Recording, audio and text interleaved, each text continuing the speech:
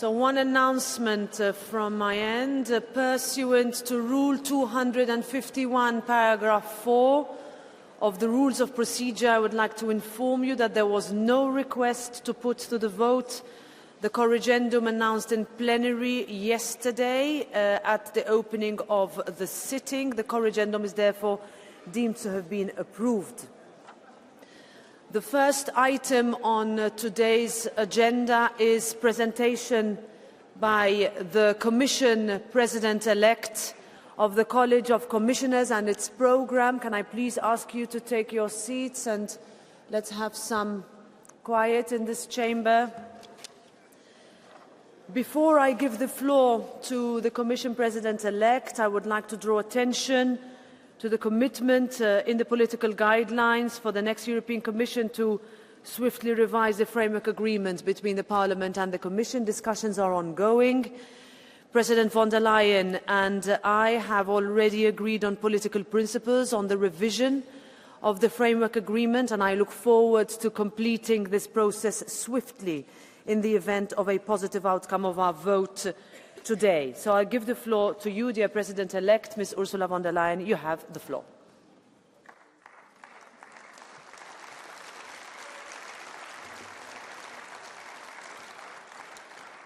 Thank you very much, President Metsola, honourable members.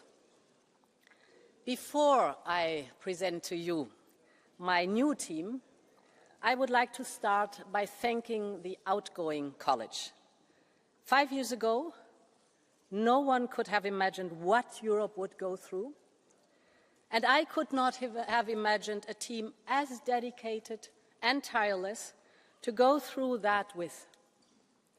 So I want to thank them from the bottom of my heart for their service to Europe, and I think I speak also in your name.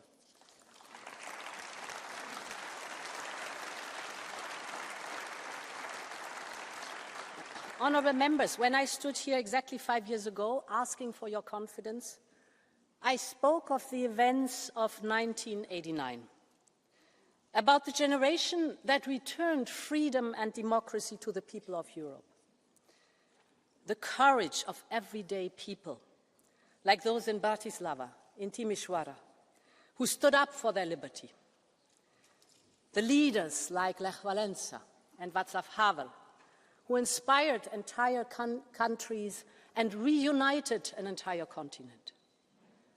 I think back of the power in those images of 2 million people holding hands across the Baltics, or those tasting freedom for the first time on the border between Hungary and Austria.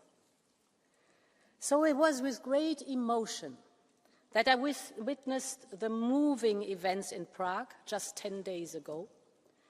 Not just the people honoring and celebrating 35 years since the Velvet Revolution, but also those mourners who gathered across town outside the Hlavka student dormitory, a place which symbolizes what happened on that exact same day 85 years ago, the day Nazi troops murdered students, closed universities, and curbed civil liberties.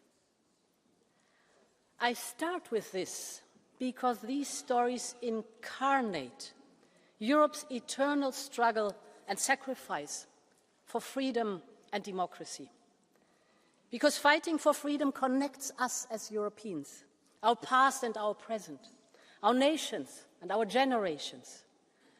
And for me, this is the raison d'être of our union, and it remains the driving force more than ever today. This is the Europe I love, and this is the Europe my Commission will always be devoted to. Because I believe that our generation of Europeans must once again fight for freedom and sovereignty, for the freedom that the people of Ukraine are heroically fighting for the freedom to shape our own future in a confrontational and unstable world. But this freedom is not just an abstract word. It is about Europeans knowing that their families will be safe, their country protected, that they will be able to afford to buy food and heat their homes with decent wages and fair prices, that they will be able to seize opportunities, and that they feel in control of the change and the speed of change happening in societies. Our fight for freedom may look different to generations past, but the stakes are just as high. And honourable members, these freedoms will not come for free. It will mean making difficult choices. It will mean massive investments in our security and our prosperity. And above all, it will mean staying united and true to our values, finding ways to work with each other and overcoming fragmentation. This is what I and all 26 women and men with me will strive for every single day. And we are ready to get to work immediately.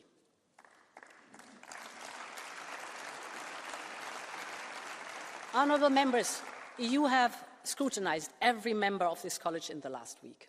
You have tested their fitness for the jobs they will serve. I know this was not easy. But overcoming divisions and forging compromises is the hallmark of a vivid democracy. And my message today is we want to work with you in that spirit. We will be guided by the political guidelines this House voted on and by the mission letters in which I will address concerns that you have raised in the hearings. And as I said before the vote in July, we will work with all democratic, pro-European forces in this House. And as I've done in my first mandate, I will always work from the centre, because we all want the best for Europeans, and we all want the best for Europe, and it is time to come together. And honourable members, this unity will be all the more important in today's contested world. A world in which every weakness is weaponized, every division pounced upon, every dependency exploited. Our freedom and sovereignty depend more than ever on our economic strength. Our security depends on our ability to compete, to innovate, and to produce. And our social model depends on a growing economy while facing demographic change. And this is why I have asked Mario Draghi to chart the way forward. And his diagnosis was stark, and his roadmap for action equally ambitious. Many of his proposals were taken up in our mission letters. Leaders endorsed this work in the European Council earlier this month, and I have listened very carefully to the hearings. I've heard your repeated calls to deliver the substantial change he's putting forward, with speed, with ambition. So, I can announce that the first major initiative of the new Commission will be a competitiveness compass. This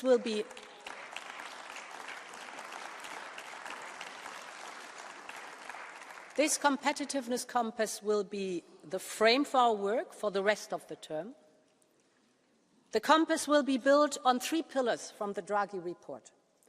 First, closing the innovation gap with the United States and China. Second, a joint plan for decarbonization and competitiveness. And third, increasing security and reducing dependencies. The first pillar is closing the innovation gap. And let me start with good news. Europe's global share of patent application is on par with the United States and China. But, and now comes the but, only 1/3 of these are commercially exploited. We are roughly as good as the United States at creating startups, but when it comes to scale-ups, we're doing much worse than our competitors. So we have to close this innovation gap. So we will put research and innovation, science and technology at the heart of our economy. We will invest more, we will focus better, and we will ensure that our small companies, our startups and scale-ups can thrive in Europe. We know what needs to be done. We all know that a startup from California can expand and raise money all across the United States. But a startup in Europe has to deal with 27 different national barriers. We need to make it easier to grow in Europe. And for this, and for many more reasons, the first ever Commissioner for Startup, Research and Innovation will be Ekaterina Zaharyeva.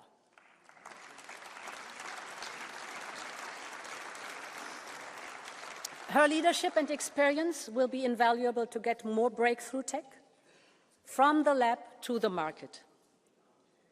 And this is particularly important when it comes to digital tech.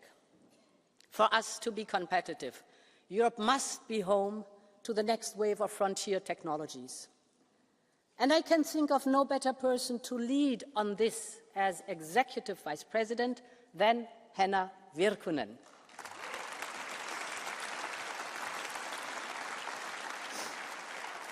You know her well. She will leave no stone unturned to ensure Europe can use digital technologies to boost its prosperity, to unleash innovation, and to help keep people safer. And she's the right person to ensure that Europe's tech sovereignty is built right here in Europe. Honourable members, the second pillar is the joint plan for decarbonisation and competitiveness. Almost 5 years ago, we launched the European Green Deal, our growth strategy, and our roadmap to net zero. The reasons which pushed us to be so ambitious then are even more pronounced today. So I want to be clear.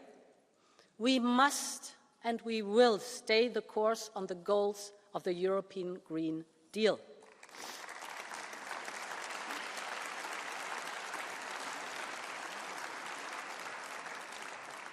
But if we want to be successful in this transition, we must be more agile and better accompany people and business along the way. And we need to play on our traditional strength, our industries, our SMEs, our innovators, our workers. And this is why we will put forward the Clean Industrial Deal within the first 100 days of this mandate. This will involve the entire college, and we will have a team working hand in hand to coordinate our proposal. We will have Teresa Ribeira, our first Executive Vice President for a clean, just and competitive transition.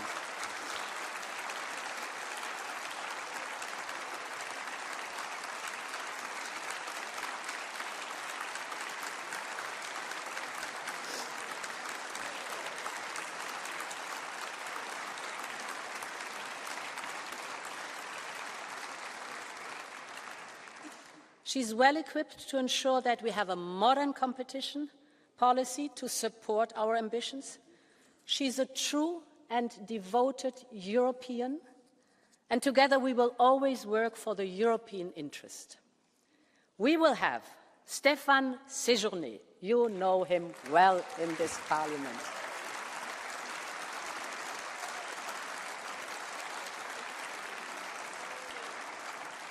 You know him well in this Parliament. He will work tirelessly as Executive Vice President to bring the industry and internal market dimension together. And we will have Wopke Hoekstra.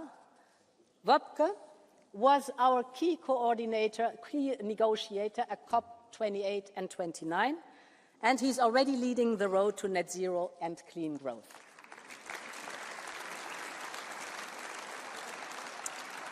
Together, they will ensure that we tackle the biggest challenges facing our companies. And we know that the most prominent of these is high energy prices. We have done a lot to respond to Russia's blackmail and to the high inflation that followed. But the price of energy is structurally still too high and has to go down.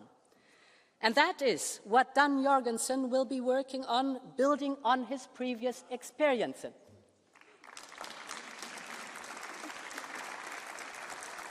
He will work on bringing down costs for households and companies, to invest in clean energy, and to replace Russian LNG imports. It is high time to make that happen, and I know this House will support us in this. Honourable members, each industry has different needs, and each sector will have its own individual path to be clean and competitive. And this is why I am delighted that to help make that happen, Apostolos Tzitzikostas will be in charge of transport and tourism.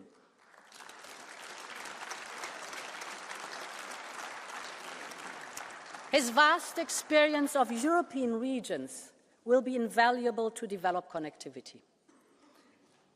To support this work, I have decided to convene a strategic dialogue on the future of the car industry in Europe. This dialogue and its follow-up will be under my leadership.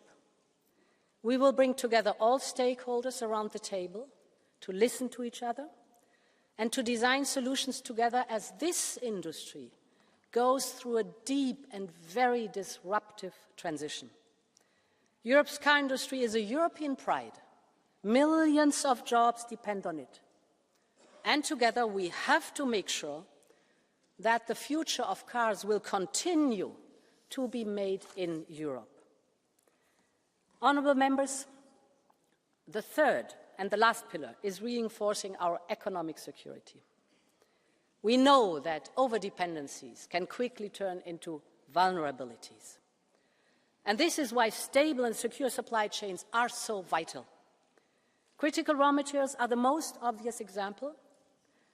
The demand for critical raw materials for the clean transition has already doubled during the last mandate, and it could triple during this mandate. So we need free and fair trade to diversify our suppliers. And there is no one better suited to do this than Maroš Šefčovič.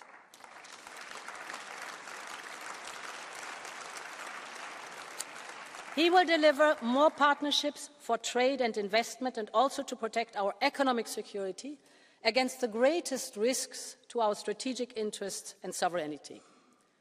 And we must go further. President Niinistö's report on preparedness called for a systematic review of all our dependencies. To increase our resilience, he has laid out a whole-of-government and a whole-of-society approach. And this is why I have asked Hadja Labib to work on crisis response and preparedness.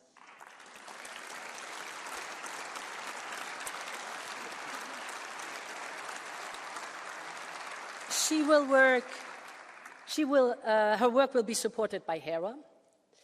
Oliver Vaheli will lead our work on biotechnologies, and his first priority will be the Critical Medicines Act.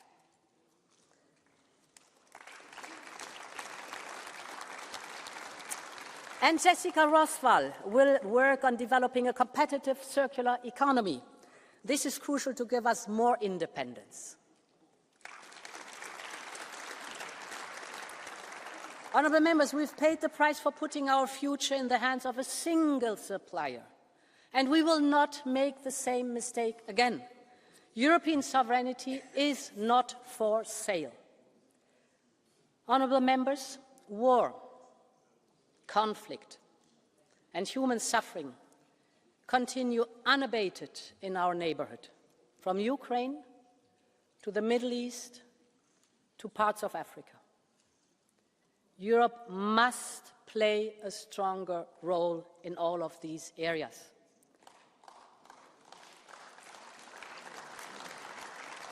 We have a duty to help that destruction and loss come to an end. And strengthen our security is all the more important in a world as contested and fragile as it is today.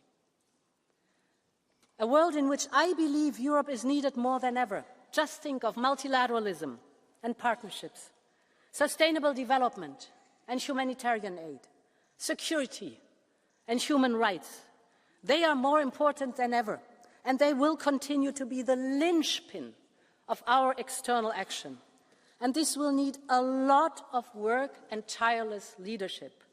I know we can count on Kaja Kallas as our High Representative and Vice President.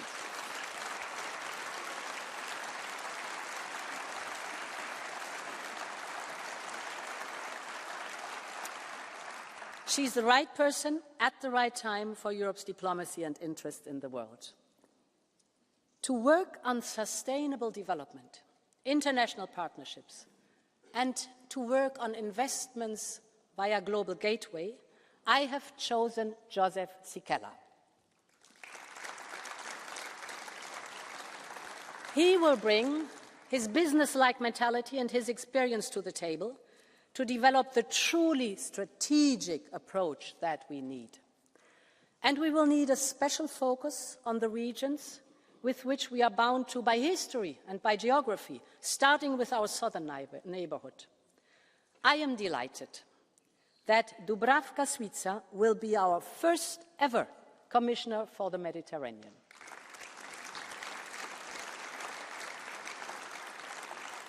We share the same shores, the same challenges and the same opportunities, and we know that we share the same destiny. Honourable members, these partnerships will gain importance in today's ever more dangerous world. War is raging at Europe's borders, and we must be ready for what lies ahead, working hand in hand with NATO. Just one figure. Russia is spending up to 9% of its GDP for defense. Europe is spending on average 1.9%.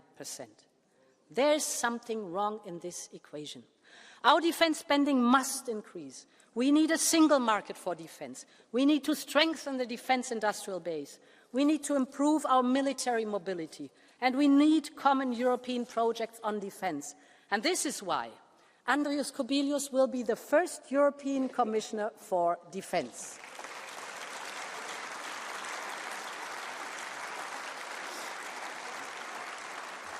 We have no time to waste, and we must be as ambitious as the threats are serious, so we will come forward with a white paper on the future of European defence in the first 100 days of this mandate. I can assure you that Europe's security will always be this Commission's priority.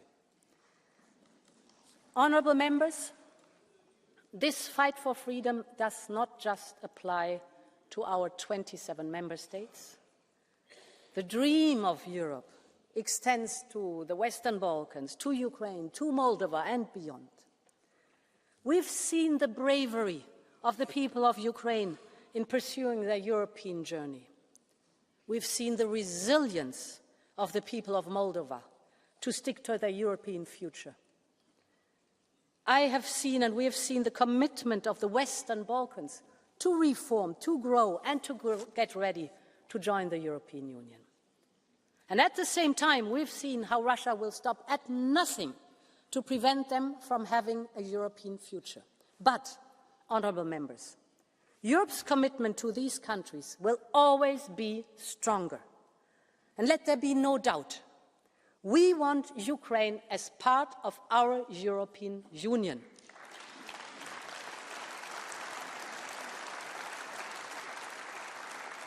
So we will stand by Ukraine for as long as it takes. We will get ready with the reforms that we need on our side. And we will support these countries every step of the way on their merits-based process until they are ready to join our union. Marta Kos, with her vast experience, is the right person for this job.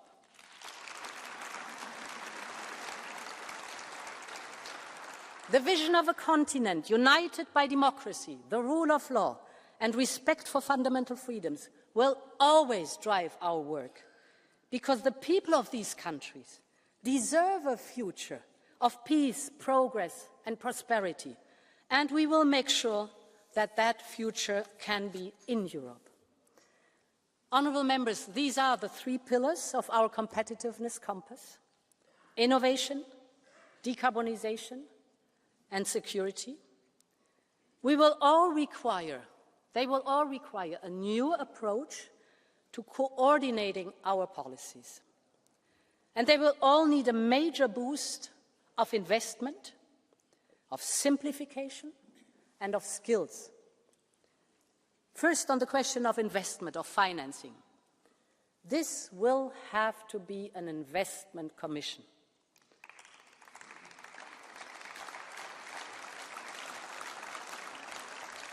Of course, public investment will be crucial. We have all seen what the budget can deliver for Europeans, whether for our citizens, our businesses, our researchers, our farmers, our communities and our regions. But our budget is often too complex, funding the same thing in different programs and in different ways. And we must be more focused on investing in our priorities. And this is why I have put Piotr Serafin in charge of shaping our next MFF.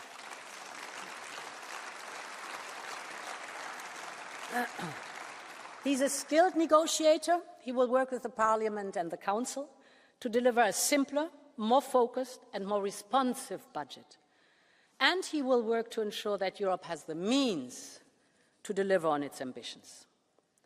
But public budgets can only go so far. We urgently need more private investment. Let me give you three figures. Business expenditure for research and development in Europe accounts for about 1.3% of GDP. 1.3. That is compared to 1.9% in China and 2.4% in the United States. Business expenditure.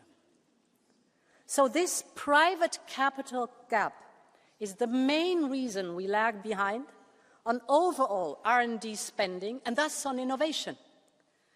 And this is why we have proposed a European Savings and Investment Union, a task I have entrusted to Maria Luís Albuquerque.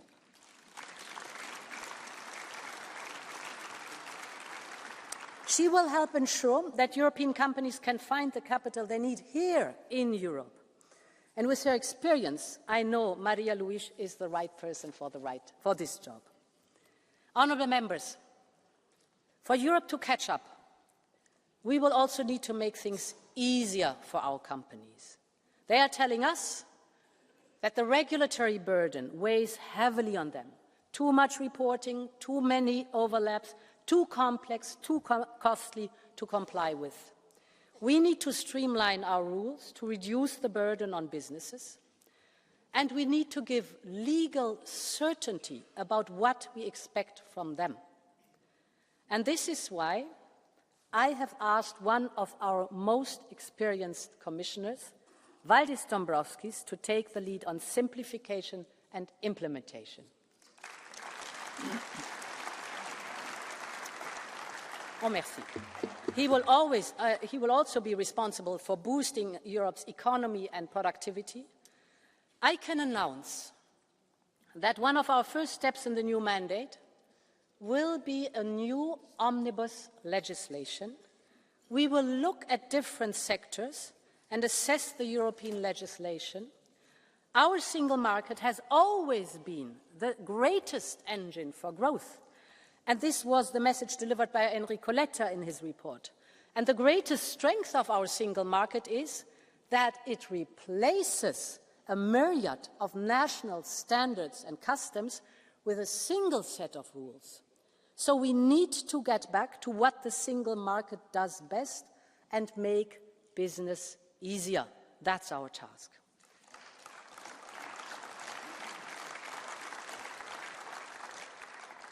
Honourable members, the foundation of our economy is people. their hard work, their talents, their skills.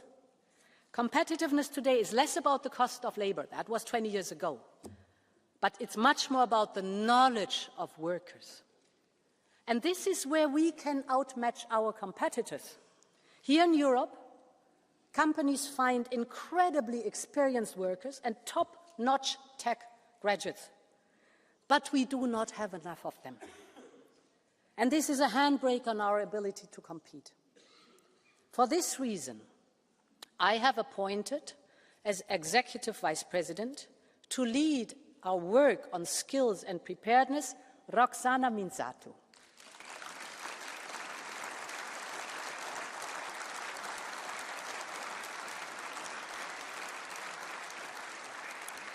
She will ensure that we put people first, because productivity depends on good working conditions, on earning a fair wage, on a good work-life balance, on finding a nursery for your kids and good care for your elderly parents, and on having access to decent and affordable homes. Housing was one of the biggest issues for Europeans at the last election. It comes up time and again as the biggest concern for so many families. We need to tackle the housing crisis head-on, and this is why, for the first time, we will have a commissioner for housing, and I'm pleased that this commissioner will be Dan Jorgensen.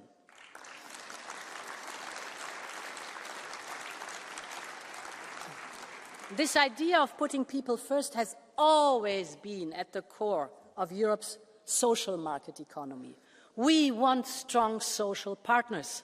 The market can only function well if the social dialogue thrives too. That's our experience, that's our success. We need to make sure that we strengthen social rights in Europe. Roxana will lead on the ambitious social program that we have laid out, starting by updating the European Pillar on Social Rights. I know how important this is for you here in this House. So I want to say that I have heard your call, and I'm happy to announce that social rights and quality jobs will be part of Roxana's title as Executive Vice President.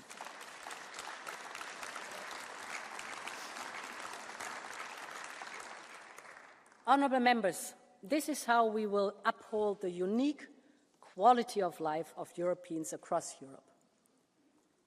Whether in a coastal or fishing community, in a rural area or farming community, on an island or in an outermost region, in a big city or in one of Europe's unique and diverse regions, we must work to tackle the issues that regions face, from changing demographics to climate change to the need of modern infrastructure.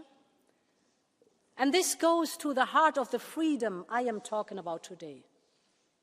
Because for many people, freedom is about choosing, choice, choosing where to live, work and study, choosing where to bring up their families, in other parts of Europe or perhaps where they grew up.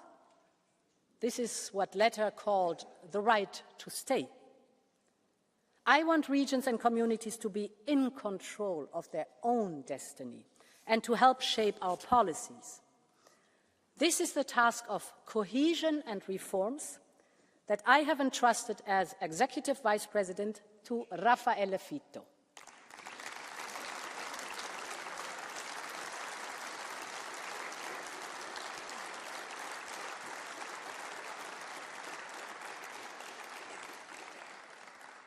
This is a choice I have made, also because I know how vital it is to give regions the political importance they deserve.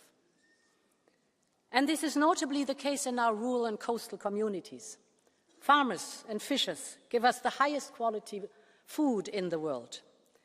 They bear the brunt of climate change more than anybody, and they deserve a level playing field and their hard work to be rewarded.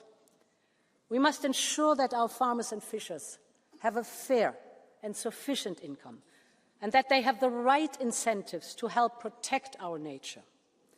This is why I have chosen Christoph Hansen as Commissioner for Agriculture and Food.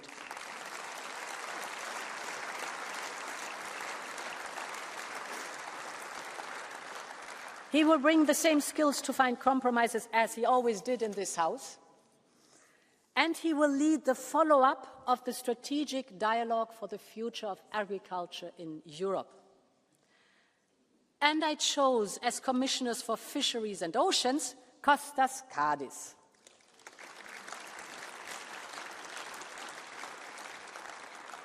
His academic and professional expertise will help to deliver the right solutions. Both Christoph and Kostas will ensure that our farming and fishing communities can thrive, just as they have for generations gone by. Europe will always be at their side, and so will be this Commission. Honourable members, since the start of my first mandate, I promised an approach to migration that is both fair and firm, that guarantees sovereignty and solidarity, with stricter rules, but also guarantees for individual rights. And we will work on opening up legal pathways. This approach is now at the core of the Pact for Migration and Asylum. And Magnus Brunner is the right person to preserve this balance.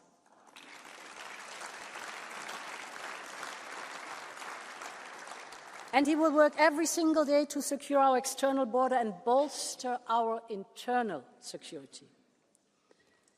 Honourable members, the rights and freedoms we enjoy were gained slowly, generation after generation. We owe them to our freedom fighters who stood on a barricade and trade unionists on a picket line, to women who raised their voice, and reformers who patiently lobbied for change, to mass mobilizations and to lonely campaigners with the courage to challenge the status quo. It has taken decades to earn the freedoms we hold today. But we all know it can take a moment to lose them. And this is why we must always be vigilant. And I have tasked Michael McGrath to be a steadfast guardian of our values and our principles.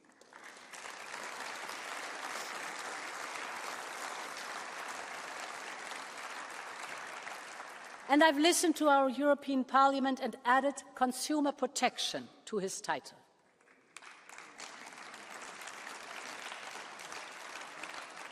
He will consolidate the tools for the rule of law we already have, and he will work to build new ones, including proposals on smart conditionality.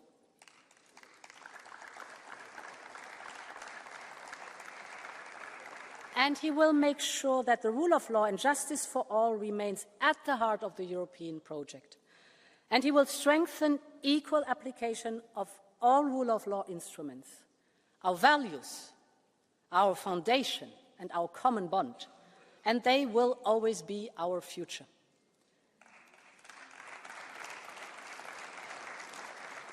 Honourable members, this college is the right team for this moment in Europe's history. And I want to stress the word team. We will be a team with European citizens, listening and learning more from the daily realities people face. And we will also be a team with you and with the member states. We know that your confidence will need to be continuously earned, not just for today's vote, but for the whole 5 years. And this is why I have asked my commissioners to be more present in this plenary and in each of your committees, to engage more and to be more transparent. And we will work to keep strengthening our partnership with this House, starting with an ambitious reform of our framework agreement.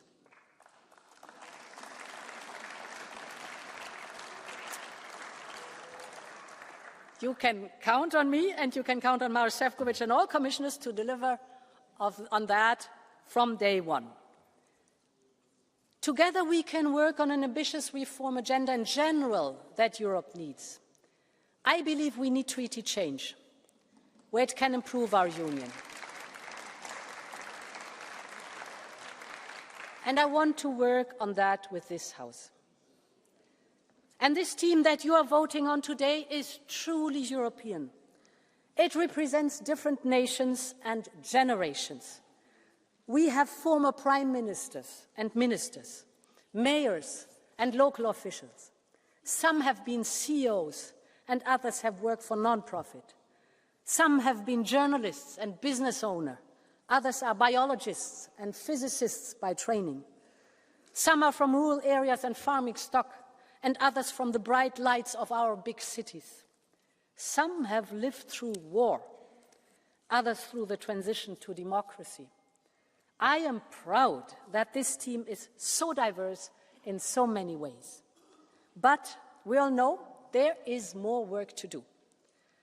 As I promised you in July, I fought tooth and nail just to ensure we got to 11 women in this college, up from 5 when the first set of nominations came in. And yet it is still not even half, and it is certainly not enough. And we have so much achieved in the last mandate. We have tackled the gender pay gap. We have taken European action on violence against women. We did what people said was impossible by unblocking women on board. And I want to thank all of you here, women and men, in this House, for the cross-party support. We will never stop fighting for equality.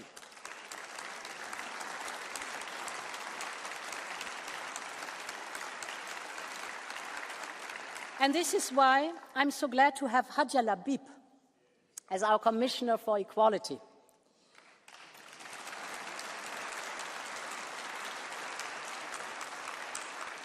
She has broken so many glass ceilings herself. She will strengthen women's rights and ensure equality for all.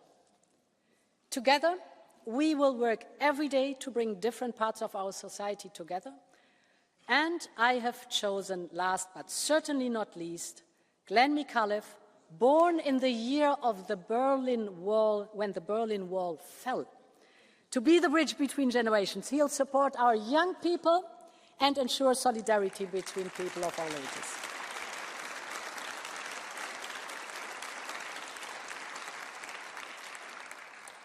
To conclude, honourable members, freedom and democracy need to be nourished and fought for every single day, so we can pass them on to the next generation, just as we have inherited them from those before us.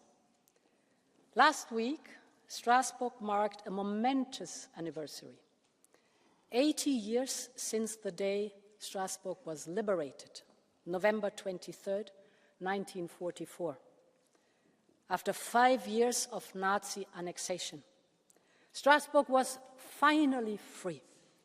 It was a fresh start for the city, and it was hope for Europe. But what followed wasn't easy. Europeans had fought each other for so long. It took a generation of leaders with the courage to mend the wounds, to imagine a different future. And this is the spirit that has led our continent forward ever since. Time and again, we have had a choice. On the one hand, the course of division and decline. On the other hand, the very narrow path towards a more united Europe. Europe has always chosen strength in unity. So with honor, it is with honor and deep emotion that I stand here in Strasbourg, 80 years on, in this House of European democracy, at the heart of a free Europe, asking you for your trust in this team, asking you to choose a stronger and a more united Europe, asking you to choose a future of freedom for Europe. That path has never been the easiest one. But together we know we can do it. So, let's get to work. Long live Europe. Vive l'Europe. Es lebe Europa.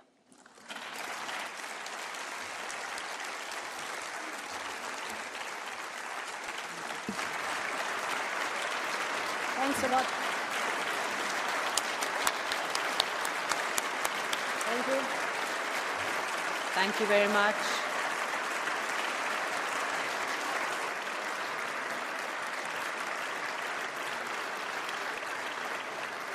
Thank you. So I now give the first floor to the round of political group representatives, starting with the President of the EPP Group, Manfred Weber. 5 minutes. President of the European Parliament, of the European Commission, future commissioners. Today is an important day. The European Parliament has to vote on the new Commission. I would call it our European government. And the Parliament has a strong mandate. 180 million people, Europeans, participated in June's elections. We, all 720 members, represent the political reality and, more important, the political will of the people of Europe. And today we have to vote for our Commission. I'm, since my first day in this chamber, a proud member of the European Parliament, and I thank the mothers and fathers of the Lisbon Treaty for giving us as Parliament such a strong role. In none of our member states, the Parliament is doing a similar hearing process as we do. Elected governments propose the candidates. Parliament, European Parliament, finally votes for the next Commission. This means full democratic legitimacy for the new team. Let's be proud about this. The new Commission also builds on the successes of the previous one, which delivered great results, as Ursula von der Leyen already said it. Remember Brexit, COVID, war in Ukraine, finalization of the Migration Pact, the Green Deal. Sometimes we forget to speak about our positive results. That's why I also want to thank, on behalf of the European People's Party, all outgoing commissioners and our Commission President for their work. Thank you so much. You made Europe stronger in the last 5 years. Now we look forward. Dear Ursula, you proposed a very balanced Commission, geographically, politically, and also focused on the main priorities. Especially, let me underline that our 14 EPP commissioners in the new team are also showing the best part of Europe. They are coming from all parts of Europe, different generations, teachers, mayors, governors, as Ursula von der Leyen already mentioned this. So that's really representing Europe at its best. The Commission enters office at a time of war in Europe. Global competition is intensifying. Rivals like China are challenging our industries and our economic model, the social market economy. We need actions now from this new team from day one. Václav Havel said, and I want to quote him, "It is not enough to stare up steps. We must step up the stairs." And let's do what Havel told us. Let's do the first step now, with the priorities on competitiveness. Last week, the EPP Group invited the car industry. 7 CEOs from big European car manufacturers were there, and the message, dear colleagues, is dramatic. Thousands of jobs in Europe are in the near future under risk. 13 million in total, 7% of the GDP. A lot is at stake. That is one reality of today's Europe. The second reality of Europe is the floods in Valencia, the floods in Hungary, in Austria, the fire in Portugal. That's why we have to implement the Green Deal. We have to do our ambitious approach as it was agreed in last period. Dear colleagues, the historic responsibility of the next 5 years is to bring jobs, economic growth, the social responsibility and the environmental responsibility together. That is the first step we have to do. The second is we must keep Europeans safe. We will support Ukraine as long as it takes, no doubt about this. The next Commission must realise the Gaspari's dream of building up a European defence union, and we need safe borders. And the third pillar is we have to protect the European way of life, what Europe makes us to feel at home. And let's be honest, rising inflation, polarisation, fractures inside of our societies are threatening our democracies. We must keep our societies together. We must define quality of life not only with economic figures, and we must make sure that nobody is left behind. Dear colleagues, there is a challenge in front of us, and Socialists, Liberals and the European People's Party are the founding parties of today's Europe. Later, also the Greens contributed a lot to the future of Europe, and even politicians like Thatcher from the conservative side strengthened Europe with inventing the single market. They fought for this idea of the single market. We all have a special responsibility. And let me be on one point for the EPP crystal clear. The German AfD, for example, is asking to leave the European Union and the euro. The German AfD, Le Pen in France and Orban in Hungary, they are not just democratic competitors, but political enemies for us as EPP.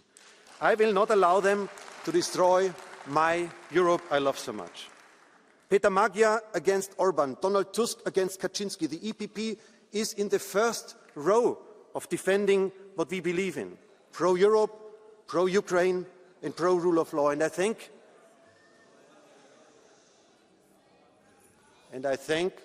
the Socialists and the Liberals that we agreed to put into the platform agreement, especially this formulation of the red line towards the extremists, as I said it in this moment of time. And I want to thank my colleagues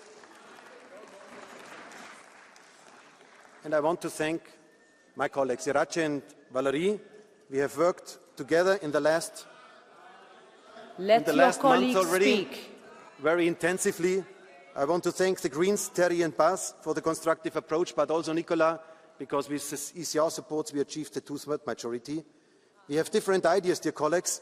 We fight for our convictions, but we all want to find compromises and serve all Europeans. Let's keep this spirit. Europe's best years are in front of us, dear colleagues. Let's vote now for the Commission, and then let's start to work. Thank you. Thank you.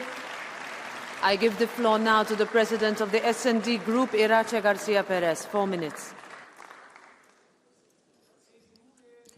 Gracias, President.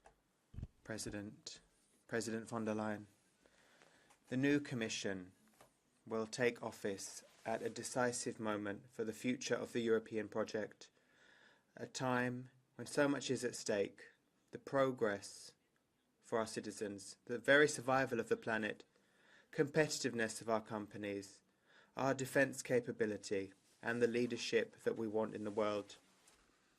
We face mammoth challenges in a time when the far right wants to dismantle the European project. Trump threatens to break the transatlantic bond. China has ripped up the world's trade rules, and the world is torn between the survival of the fittest and international law. All of this a result of Putin's devastating war waged against Ukraine and Netanyahu's killing in Gaza and Lebanon. Against this backdrop of risk, some have undermined the prestige of this institution and exposed the EU to a governance crisis. The Social Democrat says yes to this college because we want to continue to move forward, because we are being responsible, because we are being constructive with our yes.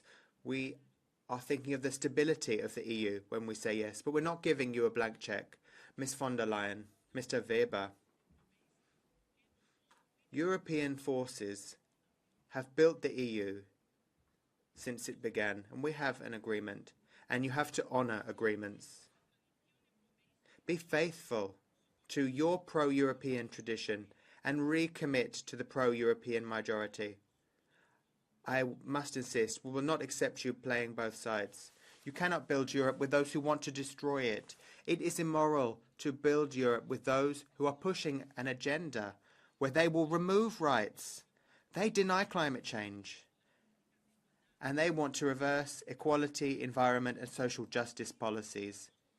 It is impossible to build a Europe with those who reject the integration process, those who want to reduce Europe to a mere internal market, without common cohesion, agriculture or migration policies, and without progress towards a foreign and defence policy. There is a narrative of fear and nationalist instinct, but we, the European forces, must defend the principles on which the EU was built. Let's remind our citizens why we are pro-European. We are pro-European because we share the values of democracy, the rule of law, gender equality and the protection of minors. We are pro-European because we want our states to assert their sovereignty, to defend common interests in the face of challenges such as climate change, digital transformation and tax evasion. We are pro-European because we believe that our social market economy is the best source of progress, a unique social model in this world that guarantees everyone education, healthcare and pensions, a social model that still needs to be further built. And there is no better way to overcome far-right populism than ensuring decent wages and affordable housing. We are pro-European because our long history of hatred, fear and cruel wars, all that has taught us that we must resolve conflicts peacefully whenever possible. We are pro-European because history shows us that after every crisis, our union becomes more integrated and stronger.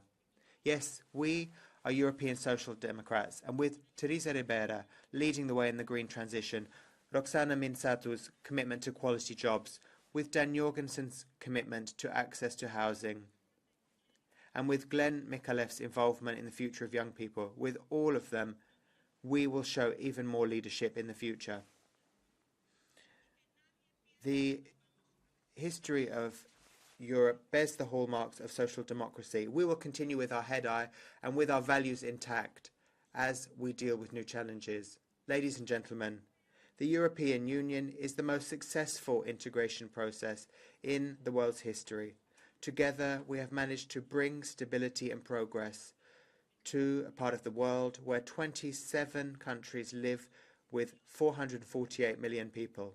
Today, we go beyond our ideological differences, and we must make further progress towards a common goal, building a united Europe, a prosperous Europe, and a peaceful Europe. Thank you very much. I give the floor now to the co-president of the PFP Group, Jordan Bardella. 2 minutes.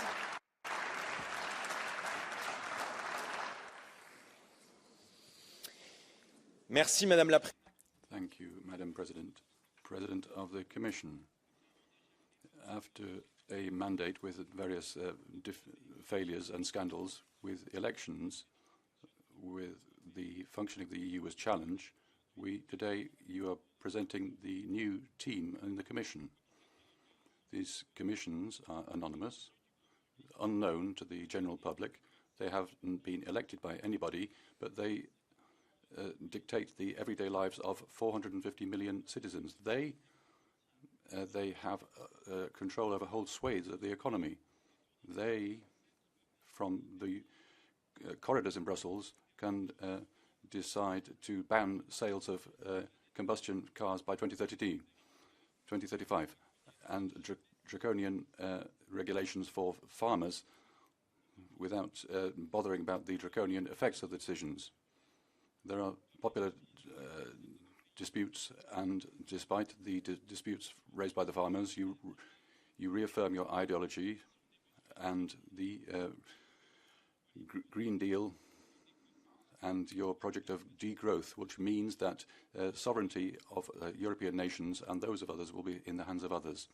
The Commission refused to reform itself because it refuses to publicly recognize that a decade of failures, which means that European states are where they are today, lagging behind the US, left behind by the EU, China and India, and companies leaving Europe. Europe has been the sick man of developed economies. It means that you will leave to business as usual. You'll be doing nothing in the face of unfair competition and the same situation as regards the electricity markets and the weakness in the face of Islamism. Ms. von der Leyen, in the eyes of many members, you come from the right, but you are praised by the left. The same causes and the same effects. This means that we'll be lagging further behind in Europe. The group of the Patriots will vote by unanimity against this new Commission. I give the floor now to Nicola Procaccini on behalf of the ECR Group. Grazie, Presidente. Thank you, President. The ECR has its own clear political identity. We are a group that fights to preserve the values that Europe was founded upon. We are men and women who stand firm in our own convictions. But we are also measured when it comes to adopting them. We keep our British style, if I may, despite the fact that they have sadly left the EU. And we reflect the Tories who founded the ECR. And we have watched on with a certain amount of detached amusement over the psychodramas in the left who are in prey to convulsions because of an Italian vice president who is a conservative. Our colleague, Madame Aubry, said this yesterday. The left have given in on their line. I, however, think that, more simply, European citizens have expressed their point of view in the national and European elections, and that we have to take proper account of this. Particularly, the President of the Commission has to reflect this. And I do have to recognise that she has managed to resist with dignity and courage against the pressures coming from the left. Every time we've seen a vote, the left have lost the elections. And the composition of this chamber it says a great deal more than a whole host of thoughtful political analysis. However, there is no centre-right majority because there is no binding majority, and there wasn't in the last 5 years either. The numbers then were quite different from what we have now, but then the socialists were able to bully the populists. Timmermans bullied Madame von der Leyen. And altogether, we saw bullying of European citizens with this furious green radicalism. Luckily now we see majorities that are formed on the basis of content, and they can change for every vote. We will stay true to ourselves. We've supported the commissioners that have been put forward by national governments. Of course, that doesn't mean that we haven't criticised them during the hearings.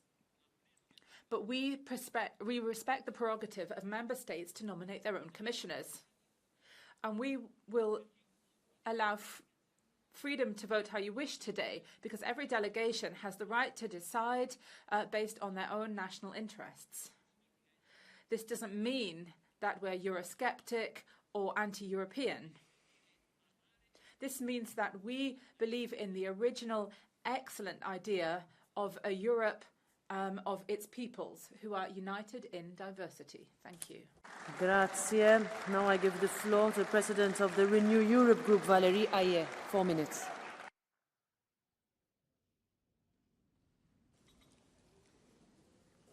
Merci, Madame la Présidente. Thank you, Madam President. Madam President, colleagues. It wasn't easy. It was tough, but we got there. It has been intense. Views expressed, responsibilities shouldered, and I pay tribute to the College of Commissioners. If you approve today, we will work together, hand in hand, for the future of Europe. I want to pay particular tribute to our 5 Renew candidates, Stéphane, Kaya, Marta, Aja, Michael. You were faultless. And within your team, Madam President, and Renew Europe is the second biggest force in the college, and they will be a driving force in Europe. But you know that not everyone will be a driving force in Europe. That includes Fidesz. Back in 2020, Orban was in favor of Russian vaccinations, and he didn't support women who wanted to have an abortion. But we were steadfast. Thank you for listening to us. You have removed sexual and reproductive health rights from the Fidesz Commissioner, and that is thanks to the European Parliament. Our work pays off in this Parliament. And if you are serious, that pays off. Let's be clear. I think we've all analysed the hearings and come to the same conclusions. We've been honest with ourselves, and we want to be honest. We have a commercial war, a trade war that is bringing us to our knees, and we've just been focusing on other minor issues. We've been focusing on technical issues. We've got Putin, who is waging a barbaric war on our doorstep. There are more and more interferences by Putin in Europe on our soil. And because of what's happening in Slovenia, we wasted days, we squandered days in the college construction process. And I don't want to talk about another national issue, which really sucked the life out of these hearings. Colleagues, that doesn't work. During these hearings, the true question was, will the Energy Commissioner put forward an energy mix that will ensure energy independence? But the real question is, will the Defence Commissioner defend the European defence industry? And will all of your commissioners be able to really deliver on simplification? That's what our SMEs are crying out for. That's what us farmers and citizens want to. That's what it boils down to in the hearings process. Those questions are why the hearings are important. But in light of what's recently happened, we need to revise and amend the way that these hearings are carried out. The whole process, the gender equality, the swiftness of the process. Because of all of this, we have not had a legislative text for 1 year to look at. We have to ensure that national squabbling and national horse trading doesn't hold up this process. Dear colleagues, in 1 hour we will vote on this college. The next question is, how will we work together over the next 5 years? Today there are two possible majorities in this parliament.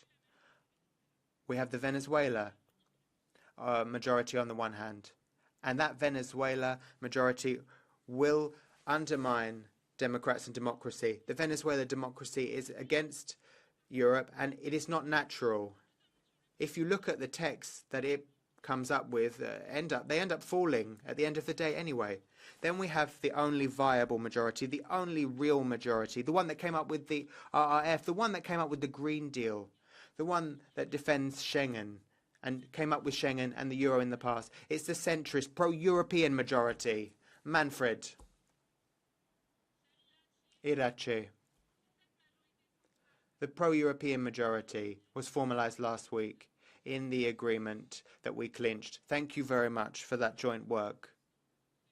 Madam President, base yourself on that pro-European majority. You know that we don't agree with all of your choices for the executive vice presidents, but our coalition is the only one in favour of Ukraine, the rule of law, purchasing power, environment and freedom, the only one that pursues a positive agenda for Europe. I want to say something to Bas and Terry. I know that you are highly committed to Europe, and we will continue to walk down this pro-European path in the Parliament, because this pro-European Parliament is open to all who want to join it. Thank you. Co-President of the Green Group, Terry Reintke, 2.5 minutes.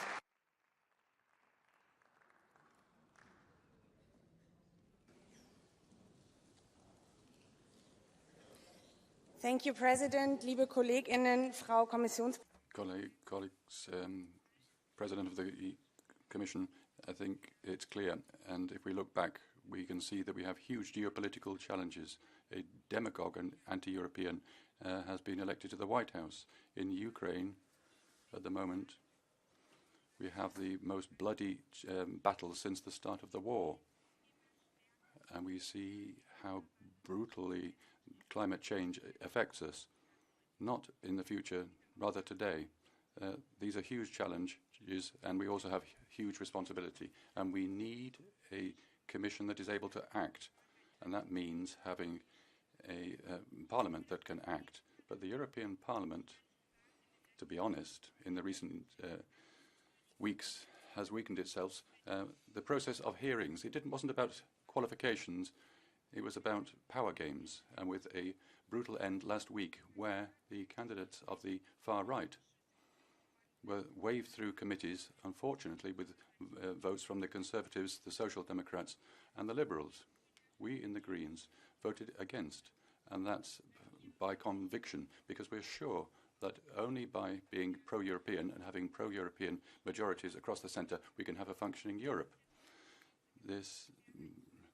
Building these majorities, that chance was missed.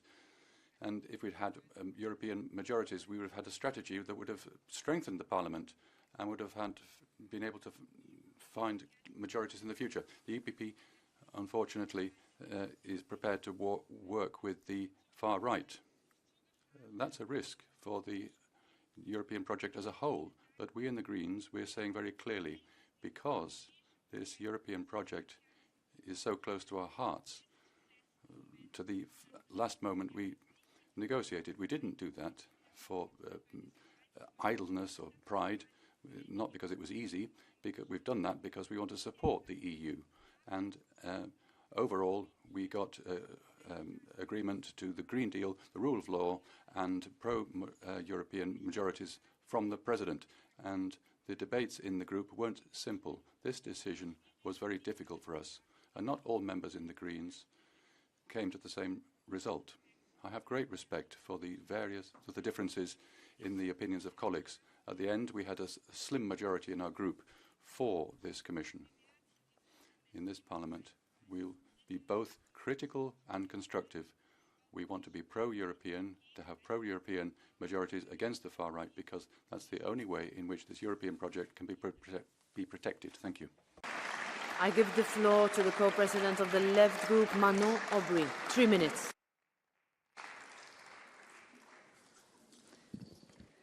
Merci. Thank you, President. Madam von der Leyen, your new Commission will be the first government of a right and extreme right union in the history of the EU. The left and centrists don't exist anymore, and all of the progressive red lines have been crossed. The far right in roles of responsibility. You have chosen Raffaele Fitto, who is known as a fascist and for being corrupt. You said no negotiations with the far right when it comes to sharing out positions of power, and yet they led the negotiations. You said no coalition between the right and the far right. And yet, since the very beginning of this term, we've seen this happen systematically, as we saw in the deforestation text. And now we're seeing how happy Manfred Weber is celebrating his new coalition with the ECI extreme right groups. Madam von der Leyen, the Commission that you are proposing to us is the one that signals the end of the cordon sanitaire. It is shameful. We see that the far right are celebrating authoritarian rulers in Hungary, where we see women's and LGBT rights are being violated, where they're propagating their racist, xenophobic discourse. My socialist left colleagues, how can you agree to that? The whole of the Commissioner nomination process was a democratic scandal. We've seen conflicts of interest that have, well, they've never been properly examined. One example is clearly shows this. Mr. Wopke Hoekstra, he'll be responsible for climate and tax, and yet he worked for the oil company Shell and worked for a company in a tax haven. We already knew what was going to happen before the committees held the hearings. It's a very opaque procedure. And I will say proudly, Madam von der Leyen, our group, the left, is the only group that will refuse this masquerade and has done since the very start. Your political project is going to lead to an increase in social suffering. How are you going to enact social plans throughout Europe? You're going to increase poverty in the favour of multinationals who want to get their hands on public money. We're seeing, once again, austerity as the cure to social ills. What are you going to do to respond to climate problems? We're seeing that you're signing free trade agreements with countries, probably Mercosur being one of your first acts. What are you going to do to put an end to the massacres in the Gaza Strip? We're seeing guilty complicity, Madam von der Leyen. You refuse to impose sanctions against Benjamin Netanyahu's genocide, despite the rulings by the International Criminal Court. How can you take these kind of decisions when over 45,000 civilians have already died under these bombs? Madam von der Leyen, you'll have understood our group, the left, will vote unanimously against your commission, and you're undermining this credibility of this chamber. We see that the far-right rule begins today. Lucie Aubrac, the French resistance fighter, said the word resist always has to be conjugated in the present. So here in this chamber, I will launch an appeal for resistance before it's too late. The floor now, on behalf of the SN Group, to Sarah Knafel. Merci, Madame la Présidente. Madam President, Madam von der Leyen, you know that the people of Europe are not interested in this election of commissioners. Not interested. Let me say this to your face. It's your fault. There's been horse trading, hypocrisy. Because of that, citizens are disgusted about the European institutions. They don't even want to know who will be the commissioners today. They already knew that they are your commissioners in your image. Over the last 5 years, you've proved to be suffocating and dangerous, sclerotic. I want to say to voters, I will not let this happen. We will not allow you to turn Europe into a soulless place where we just have technocratic rules which dictate. If you believe in truth and freedom, then you will help us to destroy the silence of your institution. You will win this vote, but you will lose everything else. In the forthcoming years, we will give you no respite. You cannot do things in secret. We will be watching you, tracking you every step of the way. People need to know the truth. They want it, and they deserve to know the truth. Thank you. To Andrzej Halicki, 1.5 minutes. Szanowni Państwo, Ladies and gentlemen, security, security, security, and safety, security. I could be repeating that again and again. This word, this concept is something what our citizens want. It is about military security because the war is raging at our borders. Safety and security in terms of economy, in terms of social policy, in terms of food, energy, health, or for that matter, a quick reaction to the climate disasters that are affecting us. And, ladies and gentlemen, security is our common concept to build. There is no left or right security, and whoever is against security and safety is against our citizens who are waiting for us to make them safe. And I would like to appeal to everyone in this chamber. It is high time to stop talking about how to appoint new committees and commissions to support the European Commission. We should have right now, at the latest from the 1st of January, a standing committee on defense. And we should have a proper health and safety committee as soon as possible. We have been calling for it for years. Both standing committees should be part of this parliament because safety and security cannot wait, and our citizens neither. Zingaretti, 1.5 minutes. Cara Presidente, Dear President, when we look at European citizens, we see that they are afraid of the future and they are losing hope. They want protection. Member States alone cannot guarantee this future for them. It's only Europe that can provide a solution, but it needs to change.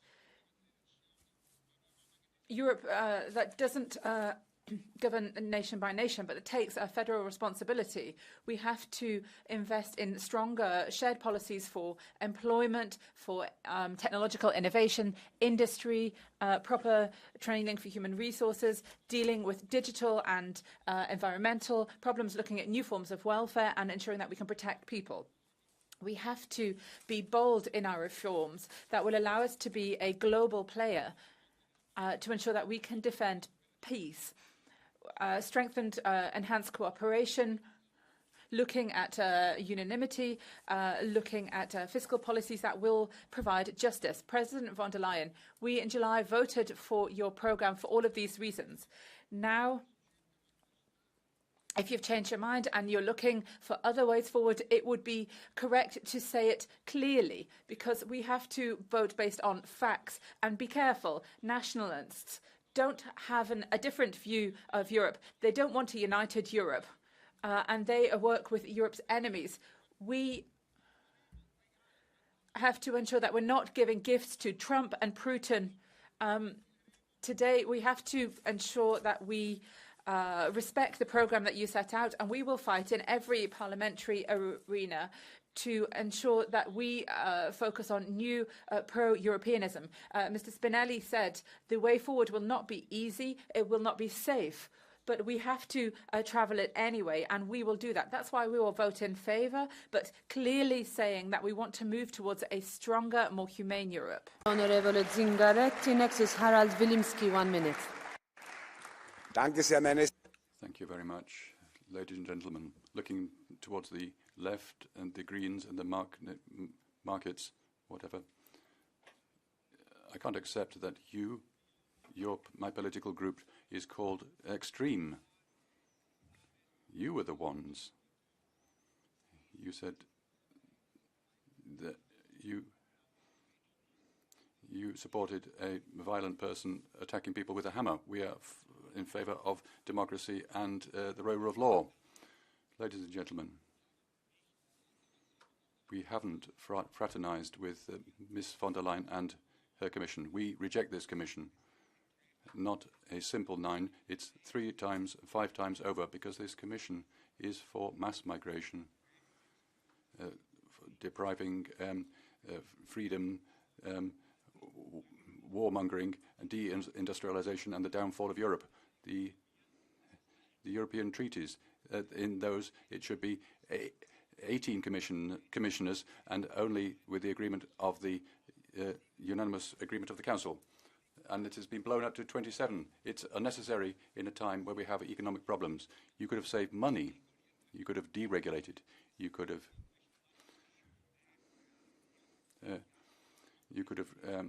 replaced your commissioners with some orchids and used this money for the European citizens. That's the right approach. And what you're doing here is the wrong approach.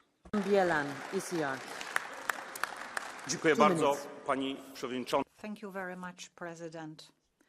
Today, in your speech, the word that was most common was competitiveness, and rightly so, because recently, also because of your policy, the EU has lost its competitiveness. In Mario Draghi's report that was also presented by you, we can read that the main reason to lose the competitiveness is the fact that the retail prices for energy for our industry have increased twice or even more compared to China.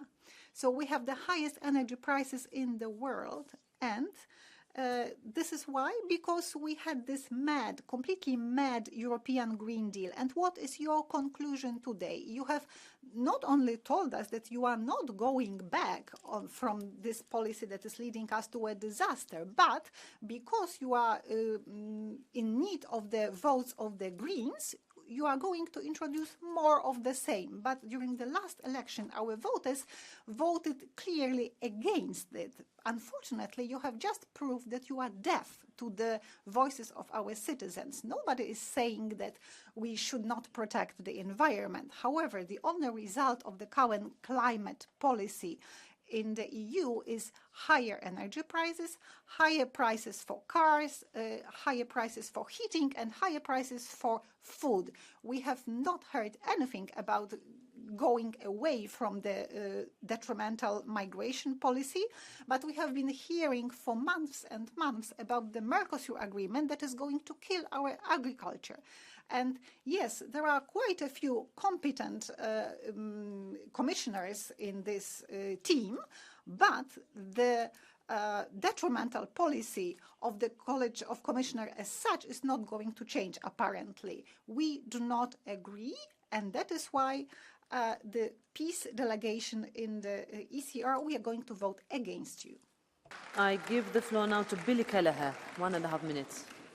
I want to wish the individual commissioners success personally, and I hope that the Commission collectively will have success into the future.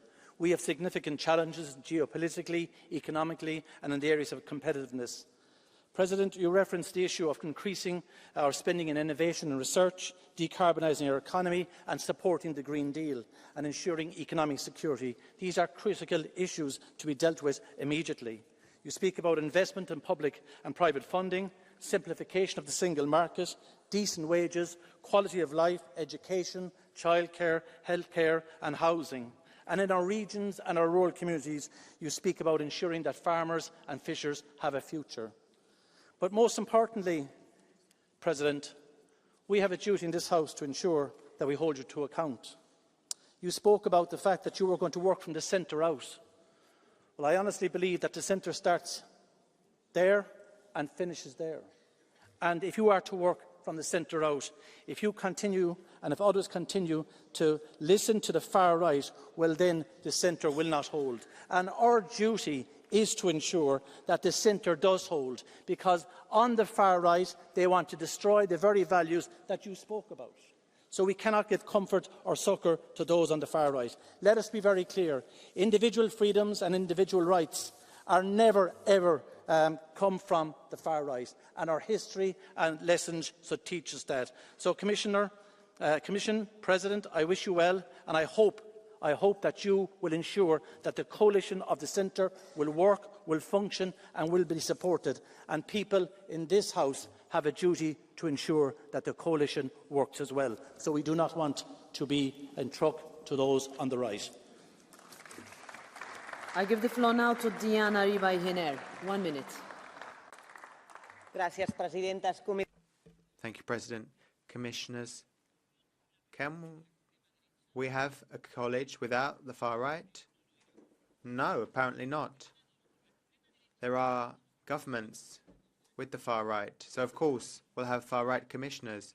But there was something that was in your hands, Madame von der Leyen. You could give out the portfolios, and you had a choice.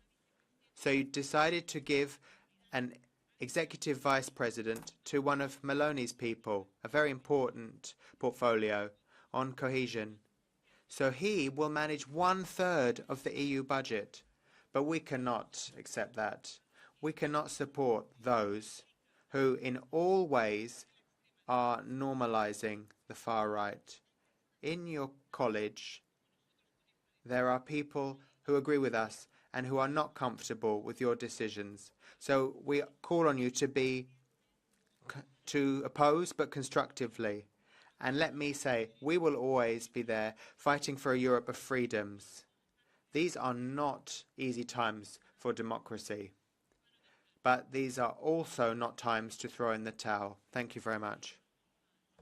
Ms. Riba, you have a blue card. Do you want to take it? Okay. I give the floor now to Mark Botenga. 1 minute.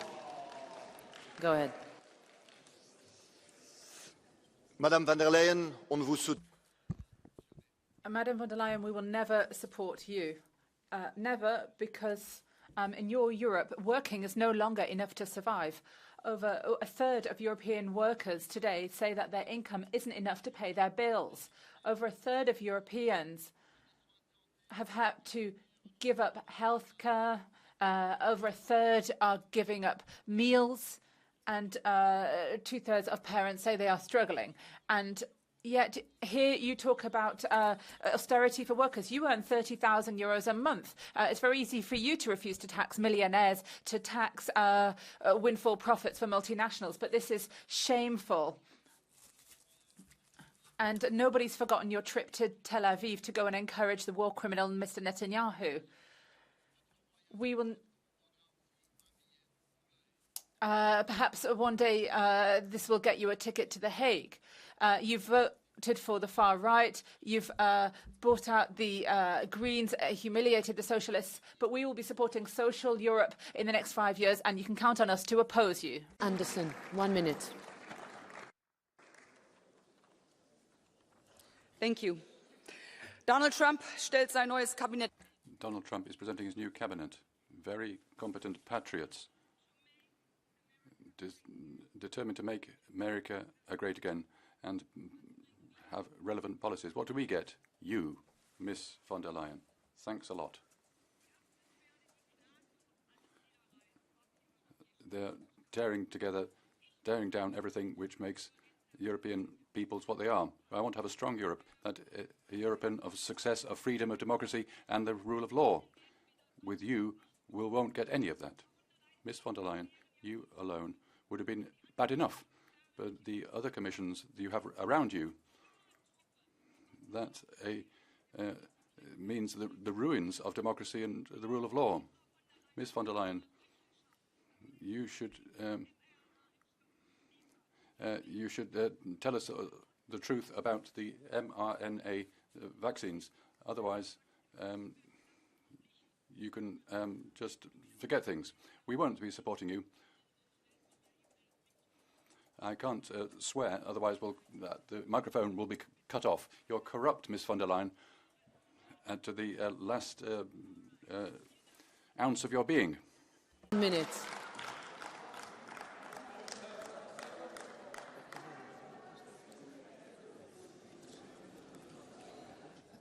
Συμφωνήσατε μεταξύ σας πίσω από κλειστές πόρτες και μας φέρατε θεατές.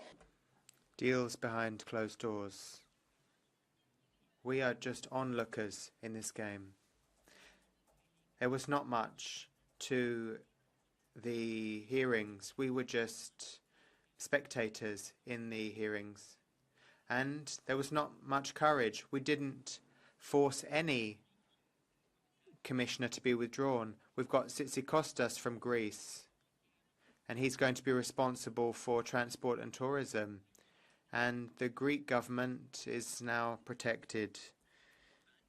But he is responsible for a train accident. 57 people died in Tempe in 2023. Those who vote for him are just as culpable. I am a trade union woman, and as a trade union woman, I want to do something for the people, and I don't see anything about the people. I think those who work will face further blows under your college. Ladies and gentlemen, we will vote against this theatre, and we will continue to fight for values, democracy, peace and humanity and civilization. Thank you. Thank you, President. This new Commission is going to have to lead the defence of our values, security, our rule of law, and encourage competitiveness and innovation. Give an opportunity to our young people to complete the migratory pass and to protect entrepreneurs, fishermen and farmers, to ensure that no family is left behind. We have to be the driver in the big advances in Europe. And as a loyal member of the EPP, I'm happy to see this Commission being led by Ursula von der Leyen. We are profoundly pro-European because we are Spanish. You know that it's difficult for us in Spain. We are seeing the worst government in the history of our democracy in Spain. We're seeing it is corrupt, violating the rule of law, and this affects us as Europeans. Teresa Ribera has left Spain after a tragedy that cost the lives of 219 Europeans. She was vice president in a government which tried to silence critical press, went after judges, and gone after by the courts for interference. This is a scandal that affects a number of ministers, including the Ministry of Madame Ribera. She's coming to Brussels with a lot of open files in Spain and very little credit in Europe. And so we will stand firm as a Spanish delegation within the EPP, and we will say yes to the Commission, but no to Teresa Ribera, because of the principles of justice. Thank you. Ms. Montserrat, will you answer a blue card? No. Javier Moreno Sanchez, 1 minute. Gracias, President. Thank you, President. President von der Leyen. The Spanish Socialist delegation will vote in favour of your college. After the agreement reached between the pro-European forces in this House, I'm glad that the EPP is pro-European again with the joint declaration, and I hope it will not give in to the far right in this chamber. I'm also glad to see that the EPP supports Teresa Ribera First Vice President, and they don't agree with the PP from Spain who have fake news and lies. Well done, Mr. Weber. Now, this is a difficult geopolitical moment. Against this backdrop, we must meet our commitments to European citizens so that there is peace, democracy, and social well-being. And we must be competitive and protect our planet. Ms. von der Leyen, you can count on us, but you can also count on a major leader, Teresa Ribera Rodriguez.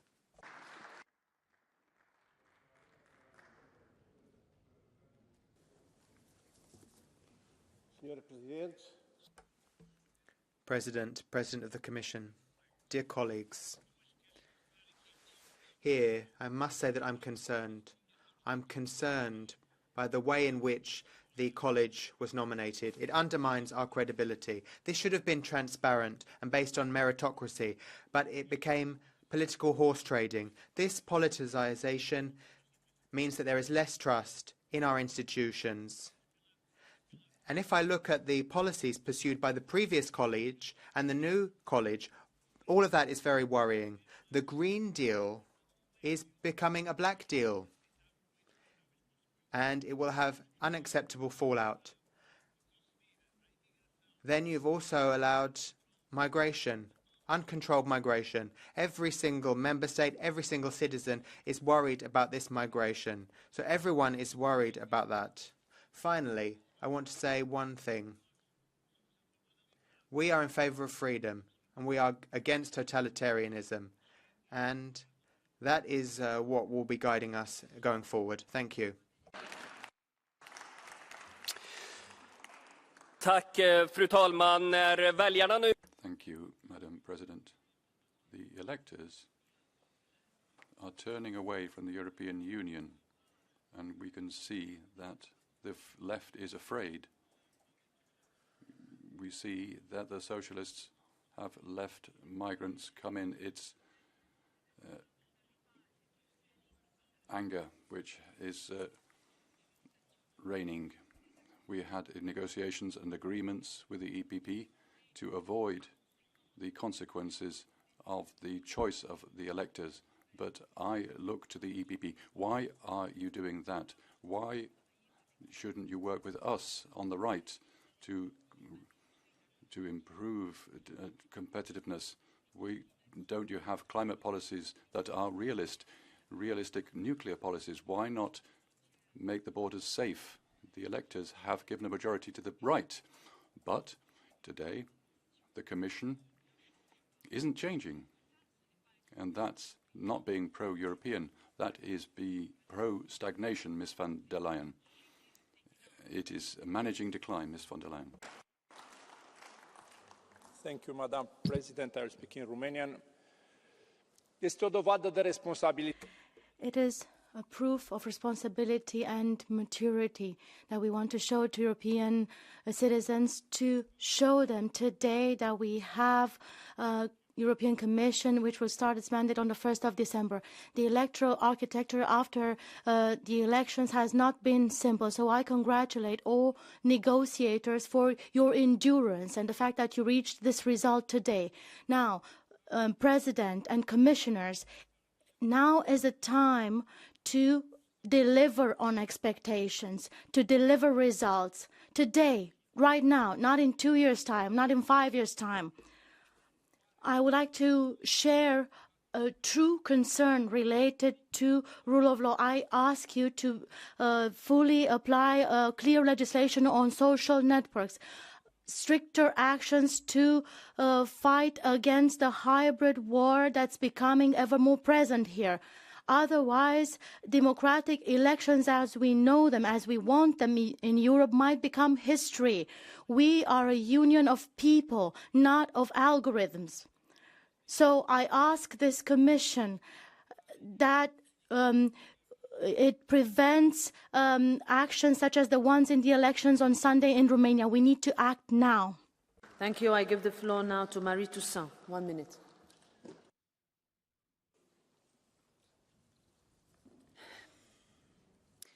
Madame von der Leyen, Madam von der Leyen, by nominating Raffaele Fitto as Vice President, you are starting your second term as head of the Commission in the saddest way possible. What you're showing is not compromise, but complicity with the far right. And we have to be sure what we need is vigilance and clarity. My Italian friends who are here and who have to face the modern far right on the day-to-day basis are seeing Mr. Fitto's nomination as an insult. If you look at the definition of fascism by Umberto Eco, you will see that even under a mask of respectability, fascism remains fascism. There are millions of Europeans who refuse this. No political calculation can exonerate us from our duty to remain vigilant. Europe has to continue fighting against nationalism, which will lead to confrontation between peoples with the right and the far right. Conspiracy theorists, climate skeptic, we have to ensure that we resist, and resist. That's what the Greens will do. But you, Madam von der Leyen, after you've installed the far right at the head of the European Commission, what are you going to do? Cards?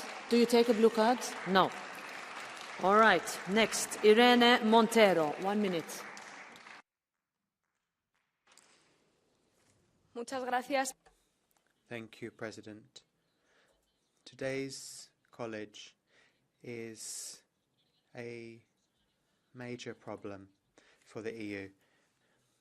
War and xenophobia. Instead of spending money on schools, hospitals, science and the climate emergency, you'll be spending money on war.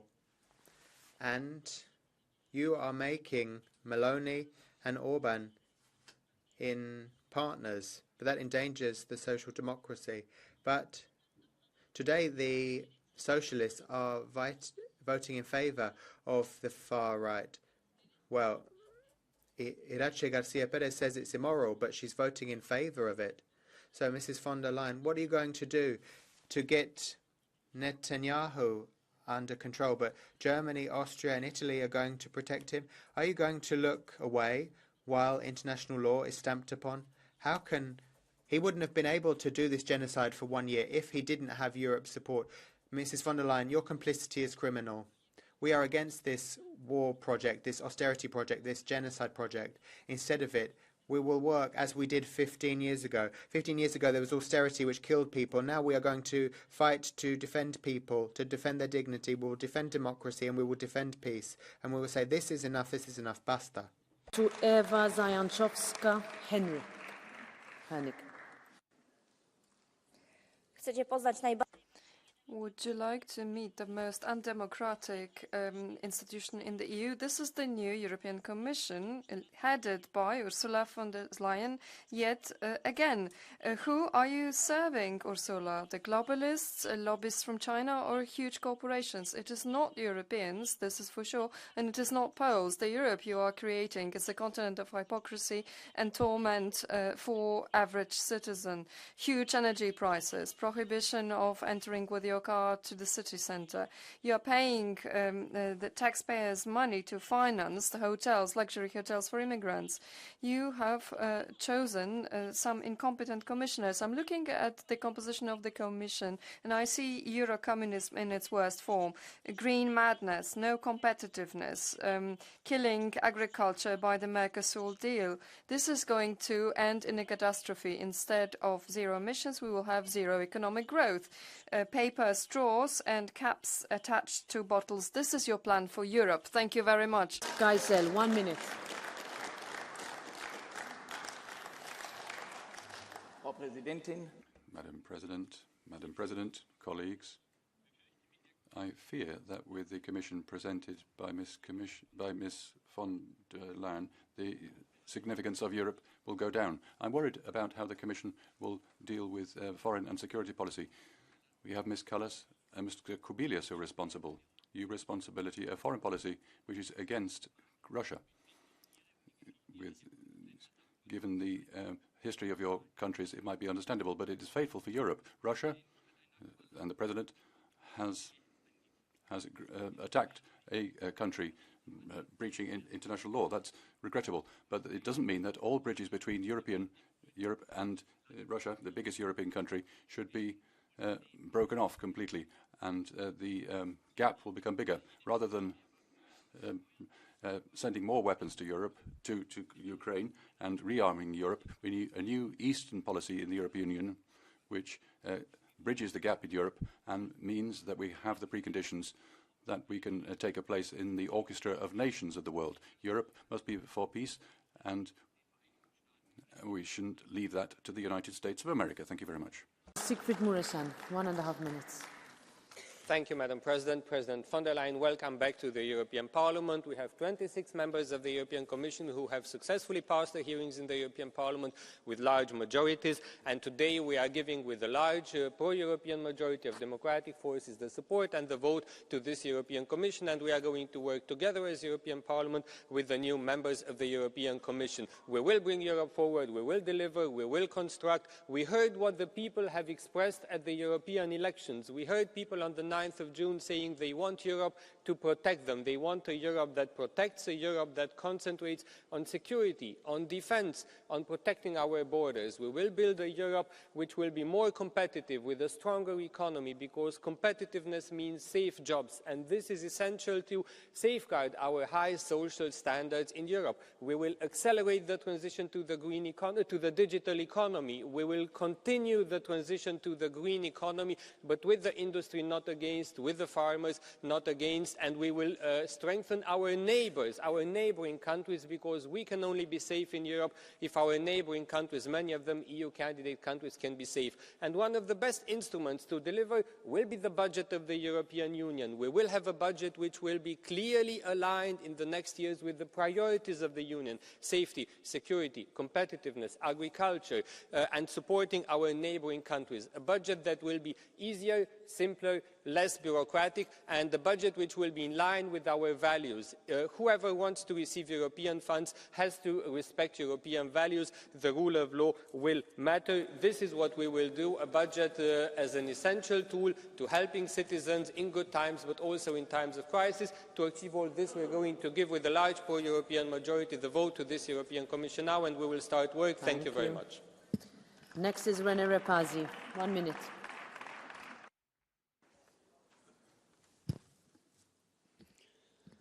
Frau Präsidentin. President of the Commission, we look at your college, and every government has put forward a candidate. But to think you can swap around the majorities is a fallacy. You are harming yourself, and we had to see this during the hearings. There was a slim majority with the far right instead of a pro-majority alliance. So don't be surprised by what happened. Before the summer, the SPD put their trust in you. They wanted you to build on the European alliance. But now you have made Mr. Fito an executive vice president, and he is supported by the EPP, and the EPP is turning to the far right. And now the pro-European majority has been undermined, and that goes too far. Dostalova, 1 minute.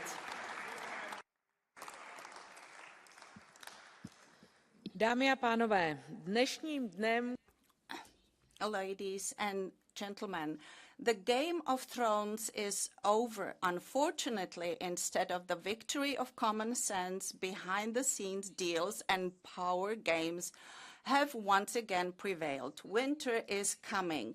Let us find the courage not to elect this commission, not just in the name of the institutions, but in the name of the people who make Europe, and who, unlike the commission, have given us the mandate. But we will not have this courage, and therefore I'm calling on the commission to stop being a factory producing endless legislation, instead become become an architect of clear and functional system. The Commission must adopt regulations only when the old ones are simplified, streamlined, and adapted to the needs of modern times. The Commission must ensure greater transparency so that Europeans understand what these regulations will mean for them. I therefore also call on this European Parliament to go down in history as a creator of a clear and strong Europe, not as the custodian of countless volumes of rules. Dámy a pánové, tady okopávali. Ladies and gentlemen, there was a lot of criticism of the president for having visited Israel. That's not right. I congratulate her. I also do not join the criticism from the left or the one from the far right. That's not my style. Times have changed. Harder times are ahead of us. Election in the US, trade wars, deglobalization, power geopolitics worldwide. Thanks for Draghi report, which is excellent. But the hearings we went through did not give me much confidence that some of the people who are becoming commissioners are up to the job. But what I like to see that there is a new equilibrium of power so that we can rectify things without losing competitiveness, so that we can become again leaders in the world. Chers collègues, today is the end of a unique democratic process in Europe, hearing the candidates and elect them in order to give legitimacy to the European Commission so that they can act in consultation with us, to make progress quickly and with strength. On behalf of my committee, Ursula, I discussed our priorities: sovereignty, in light of threats from Moscow and the return of Donald Trump. Europe has to take responsibility for its own security and its own defense. Prosperity. We see a lot of social plans, but we have to invest in our businesses and invest in quality jobs for the future. And competitiveness. In light of the United States and China, Europe cannot be naive. We have to defend our industries and without hesitation. Madam President, we will vote for this College of Commissioners. We want to be constructive. Be assured of our support. We will be partners, but we will be demanding partners. Europe is one of the greatest political and historical achievements, but it has to inspire, surprise, and make its voice heard, and we have to work together to do that. Thank you. Damian Borselager, 1 minute. Dear President, dear colleagues, even a failed German government started with a happy photo at the beginning. But when I look around here, I see that the coalition is already fuming. And that is because, Mr. Weber, you chose to strong-arm the Social Democrats and the Liberals into a coalition with Meloni, and because you sided on reforestation and budget votes with the German AfD. What a great start. Why are you so afraid to accept the Greens into a formal coalition? Why are you so afraid? I can tell you, I sit with them for 5 years now, they don't bite. Mr. Weber, stop choosing the far right over the Greens and Volt. Dear Commission President, looking at the US, Ukraine, Germany and France now, and even Romania, we really need a strong European government. We at Volt will therefore stay pragmatic, and we have asked for the group to stay pragmatic because we need this government to be strong. But please, don't accept the Union as it is. Advance it, reform it, so that European citizens and this House can nominate and vote for the European government. Thank you. Thank you. Next, Kathleen Funchion, 1 minute.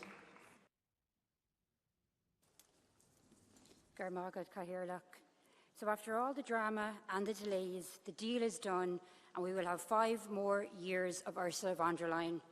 President von der Leyen, you are unacceptable to us in the left and you are unacceptable to the Irish people as an enabler of an ongoing genocide against the Palestinian people. What's more, your Commission is hell-bent on passing the Mercosur Agreement, an agreement which is bad for farmers and for our environment.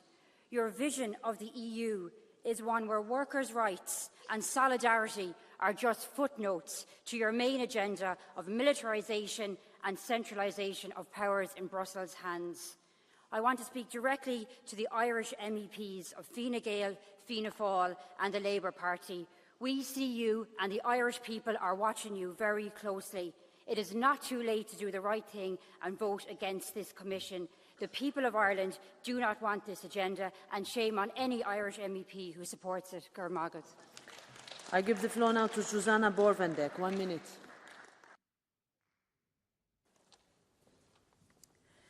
Egy zseniális magyar költő már... Thank you. A brilliant Hungarian poet wrote as early as 1937 that in a constitutional state, money is a weapon, even though he couldn't have known how the European Commission works. You are constantly lecturing us on democracy and the rule of law, and at the same time, you freeze the money that is due to us if we do not follow your diktats that are against our nation. We already knew that you were not true Democrats, but you made no attempt to conceal this during the votes in the committees. Democracy only works here as long as the vote produces the result you want, otherwise you simply postpone the vote. And only those can be members of the Commission who are approved by the federal globalist circles. There is no dissent allowed. And also, we could, so to speak, choose from only one candidate to be the president of the Commission, against whom there are serious allegations of corruption. The fish is stinking from the head. Do you know how we know these methods? From the days of the personality cult of Stalin. The Commission is not only the most corrupt organization in Europe, but also the most anti-democratic. Kommissionsordförande, kollegor, mer än President of the Commission, dear colleagues, 5 months have passed since the European elections, and now we see a new college take office. Europe needs a Commission leading the way. We must not squander time with political declarations. It's time to roll up our sleeves and get to work. But it's not what the extremists on the right and on the left want. For them, they want to block the way. They want big political talk. But instead, we should start working. We in the EPP are moderate, and we are going to focus on delivering. We need to get immigration under control. We need to boost competitiveness, and we need to fight against organised crime. We must also strengthen our safety and security in Europe. We must give our defence a shot in the arm, and we must not give up. We must be unyielding in our support for Ukraine. We must be a strong Europe in this troubled world, and that's why I will vote in favour of this college. Merci. Thank you, Madam President, colleagues. There was a pro-European coalition to support you in July. Why do you include the Italian colleague in your college? The far right wanted to dismantle the deforestation directive. You said it's a compromise, but you shouldn't give in to support Ukraine to have a European of defence, to support the Green Deal and the economic sovereignty of Europe, to have an industrial policy, to have solidarity and equality. We will be at your side. But every time you'll have this unnatural coalition, and supposedly the heritage of Adenauer, there will be there to hold up our heads and to resist. I give the floor now to Paolo Borchia. 1 minute. Prego. Presidente, meno male. President, fortunately, this debate has helped to warm up the atmosphere in the chamber a bit. We're seeing this frenetic debate where every group supports its own commissioner. I think this kind of majority is not the right way to start off our journey together. I think whoever votes for this commission will be voting for a commission that wants to be like United States or rival China. I wish all the best to Commissioner Fito, but unfortunately, I do have to say that there are too many commissioners nominated not on merit, because they have to win the support of all these parties and factions. And this is what does this mean for the future of Europe? If we think about our farmers or our young people, well, the League will stand firm and say no to Ursula von der Leyen's Commission.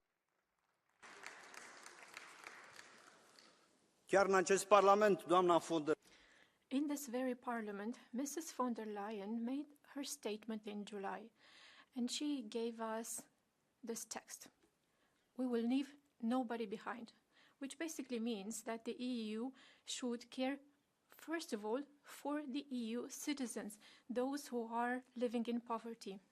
In 2019, we had 100 million poor Europeans. In 2023, we had 102 million poor Europeans. 6.5 of them are Romanian citizens. They are left behind. Climate change mattered more. The war and the business of big pharma and of big tech companies mattered more. Useless vaccines. With the very well-known Pfizer-gate, there is a criminal investigation ongoing. The new European Commission strays even further from the original design of the EU. The new College of Commissioners reserved a special train for the new feudal elite of the EU. And the poor citizens will be left waiting on the platform in the station, which is why our group is against this commission. 1 minute. Dear Madam President, dear college designates, the new Commission steps into in a time of a great challenge.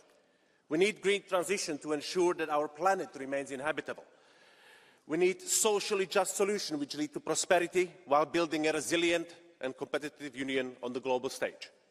These are no small talks, and the eyes of Europeans are on you to deliver. At the same time, we must ensure that the Union remains safe and secure, standing strong against those who threaten our values or seek to divide us. We all want peace. Peace, not surrender to the aggressor, not to surrender our freedoms and liberties.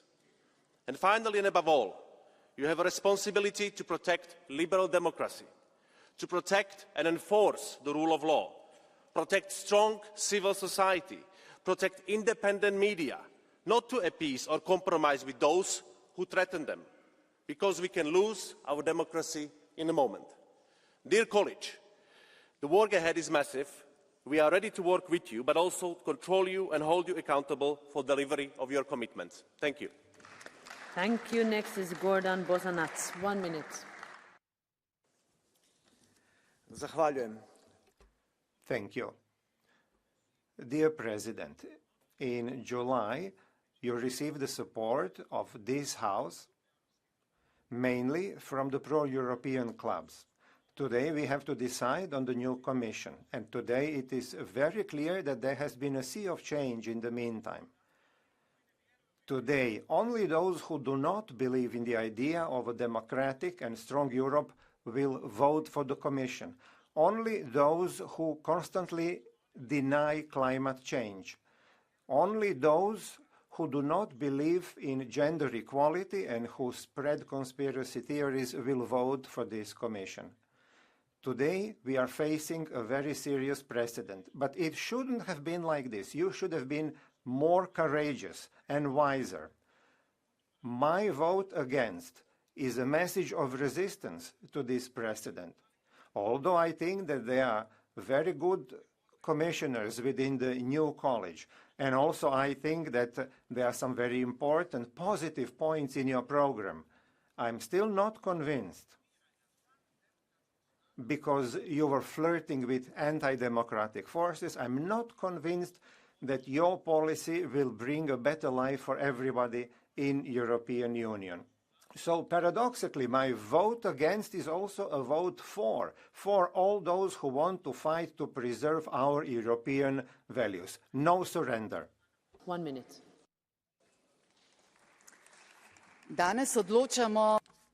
Today we are deciding on the team that is to look after the welfare of the European Union in the next 5 years. What am I afraid of?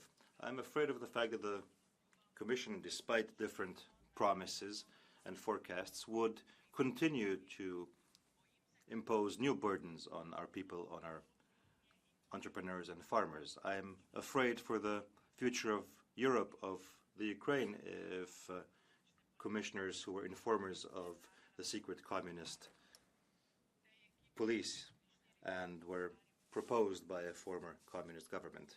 There are also 14 commissioners from my political group in this new team. This is a great responsibility, and I count on you. What do I expect of the Commission? I expect the Commission to protect the European way of life. I expect you to protect our European borders. I expect you to answer to the question of how will Europe survive in this international economic and demographic battle. I expect that you will be transparent in your actions, responsible, accountable, and committed to applying the same criteria for all. Please stay true to this course. Danica, 1 minute. Doamna președintă von der Leyen. President von der Leyen, the Romanian delegation in the S&D will vote in favor of yourself and your College of Commissioners because we believe in a strong, united Europe. But this is not a blank check. This vote is conditioned by meeting certain clear criteria that are important to us. We want a social Europe. We want lower bills that for energy that people can pay without giving up other basic products, and we want a competitive industry as well. And one more thing. We had elections on Sunday in Romania, and we want to know who interfered in a rude manner in the elections in Romania. Who are these foreign entities? The companies who invested a lot of money and disturbed democracy. This is a responsibility for you and for the commissioners. I know very many of them. We have to show that in the EU and in Romania, democracy can't be bought. And we need to know who are the people who paid money for this, because we know they paid for TikTok, for Instagram, and so on. We know who they paid, but we don't know who was it that paid. And we need to find out, because this is a breach of European laws. And when it comes to national, this is our business. But we have to make sure that not everything can be bought in the EU, particularly not democracy. It can't be for sale. Thank you. 1 minute. Signora von der Leyen. Madame von der Leyen, this commission is born from death, the death of people in Valencia. We tried to bring your college down because we don't want Ribera, but you preferred to vote for it. And the S&D and EPP are two sides of the same coin. You're obsessed with reducing CO2, censoring people on social media. You want massive layoffs. You want unfair trade deals. You want the financial economy rather than the real economy. You want to get rid of farms, and instead you want to have solar panels. You want rewilding instead of human beings. Every time a company shuts, it's your fault. Every time there's an illegal immigrant, it's your fault. Every time there's an anti-Semitic pogrom, it's your fault. Every time that someone burns a Spanish, German or French flag, it's your fault. And you are the Commission of Mud, and you are responsible for this, all of you. Bert-Jan Rausen, 1 minute. Dank u wel, voorzitter, beste collega. President, colleagues, the whole series of events around the nomination of this new commission is nothing to be proud of. The whole process was dominated by party political concerns, whereas the new commissioners should have been judged primarily on their abilities. We saw this clearly in the Vaheli hearing. He clearly showed that he had an excellent knowledge of his files, but because he wouldn't explicitly state his support for abortion, this Parliament has taken away part of his portfolio. This is sad. I don't have any other word for it. If you show so much as a hint that you wish to give member states room to protect vulnerable unborn lives still in their mother's wombs, then this Parliament thinks that you are worthy of suspicion. We've seen these dubious deals which undermine protection for unborn lives, and this is something that I can't support. This is one of the reasons why I cannot vote for the appointment of this commission. Thank you. I give the floor now to Daniel Caspary. 1 minute.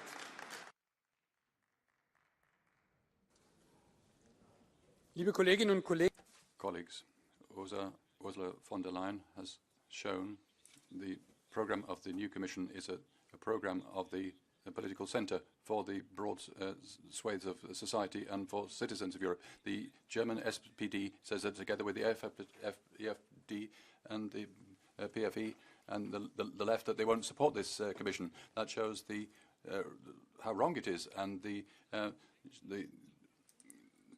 splits within the SPD. It shows with the German Chancellor that there is more desperation. You are pro-Putin, and you won't make you any wealthier. And it's good that the Greens and together with the Christian Democrats are on board. And when it comes to the Italian Commissioner, even the Italian Social Democrats will vote for the Commission today. Whereas you, once again, you know things better. And you're isolating yourself in your own group. So I can call on everybody. We need urgently the ability to act. We need a strong Commission presented by Ursula von der Leyen. All the best so that we can equip Europe successfully for the future. Marta Temido, 1 minute.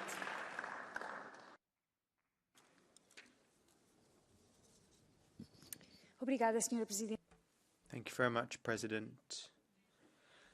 For many of us, this vote on the College of Commissioners is not an easy vote. It is not our choice to ignore the principle of gender balance in the College. It is not our choice to give a vice presidency to the far right. It is not our choice to give portfolios on women's rights to someone who is indifferent to those matters. Yet we understand that we live in exceptional times. We understand the threats that the EU is grappling with. We understand that there are external and internal threats. The internal threats include the growth of nationalism and the threat of a recession. Today, we vote on a college that is not our own, but it is a college that must work with and for everyone.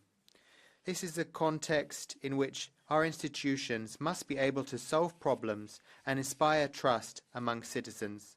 Let me remind you that Europeans have great expectations. In the past, we've shown that we can meet the challenge head-on. Now, housing, employment, the environment, energy, competitiveness, defence, rule of law, rules-based order. If we don't deliver on all those things I've just mentioned, then we will weaken the EU project. And this means immediately implementing the cooperation agreement agreed by pro-European forces. Mrs von der Leyen, after this vote, our work and our scrutiny of the College begins. Last but not least, good luck. 1 minute. Thank you, Madam President. The hearings of the Commissioners designate have veered into the troubling territory of politicization. Instead of concentrating on qualifications and vision, they are increasingly influenced by partisan rivalries and secret political deals. This not only undermines the integrity of the process, but also the trust of our citizens and the very principles of democracy we seek to uphold. Member States have the exclusive right to nominate commissioners. The European Parliament's oversight role is vital, but cannot negate the role of the Member States. To allow bias against certain national governments to influence our decisions is to betray the trust of the European people. We must also address the glaring lack of transparency. Postponing evaluation meetings, holding closed-door sessions, and excluding key stakeholders from the process flies in the face of our commitment to accountability and transparency. We must commit to a Europe where the sovereignty of member states is respected and where transparency and accountability are non-negotiable. The future of Europe demands nothing less. Thank you very much. I give the floor now to Paolo Cunha. 1 minute. Signora Presidente. President. The budget is the basis for our future. Without an ambitious budget, we cannot meet the challenges we face. We will not have sustainable growth in the member states. We need a robust budget focused on competitiveness. We need to defend cohesion policy and the CAP within the budget. Those two policies are very important for regional convergence and for competitiveness. Our competitiveness cannot be held hostage by a smaller budget. We need to develop new own resources, and we also need to bring in private investment. What's more, if we're going to be competitive, we need to be committed to the digital and green transitions. But we must also deal with bureaucracy, which is suffocating our SMEs. The budget is more than numbers. It's a tool for our competitiveness. If we are not ambitious in the budget, we won't have cohesion and we won't have global leadership. But if we have vision, our social model and our future will be guaranteed. Thank you. Hélène Fritzon, 1 minute. Fru talman, Madam President, over the next 5 years, there will be huge challenges to tackle with. We see that today with the election of the Commission. This is a provocation. You're proposing a far-right Commissioner for the post of Vice President. So the Commission might be weaker than the previous one. For the Swedish Social Democrats, it's crucial that the democratic and conservative forces stand up, and we should shoulder our responsibilities in the face of this Commission, because together we will have to collaborate in the centre between pro-European parties. We'll do that for democracy, security, the environment, democracy, jobs. We will do this because we need a strong Europe which is up to things in a period of war and crises, and we're doing that for the future of our children and grandchildren. It's the moment of truth for the new Commission. 1 minute. Voorzitter, collega's, het signaal van... Colleagues, the signal from voters was quite clear. They want more purchasing power, less migration. But politicians are just carrying on as if nothing had happened. This Commission is just more of the same. More migration, more climate nonsense. We are separating ourselves from our voters, but also from reality. In the Green Deal or the senseless warmongering from Ursula von der Leyen, this Commission is the same as the past, but people everywhere want a new path forward. They want freedom, they want peace, they want well-being. And that's why we hope that this Commission of von der Leyen will be a break from the past. Thank you. Ressler, 1 minute. Poštovana predsjednice komisije, kolegice I kolege. Europa nema vremena za lamentacije. Europa nema vremena za gubljenje. Za osigurati... Europe has no time to lose, no time for lamentations. In order to secure the prosperity and progress, we will have to be more powerful and more dynamic than we are today. Our duty is to make very difficult decisions, especially about the budget. We have to invest more in the defense and security, including the security of our borders. We have to diminish administrative burden, especially for MSPs. We have to increase competitiveness and our productivity. We have to face a very difficult demographic winter. And through the cohesion policy, we have to accelerate the enlargement process. We have to find new partners in the Mediterranean, which will be within the portfolio of the Croatian representative Šuica. This is a very difficult moment for our continent, and it is our duty towards our electorate and towards the future generation to ensure that after these elections, things will not be as they were up to now. We have to count on the policy which made Europe one of the world powers. Thank you and good luck. We must act now for Europe and also for European people. More than ever in the current challenging geopolitical context, we need stability, a properly functioning Commission and progressive European agenda and cooperation.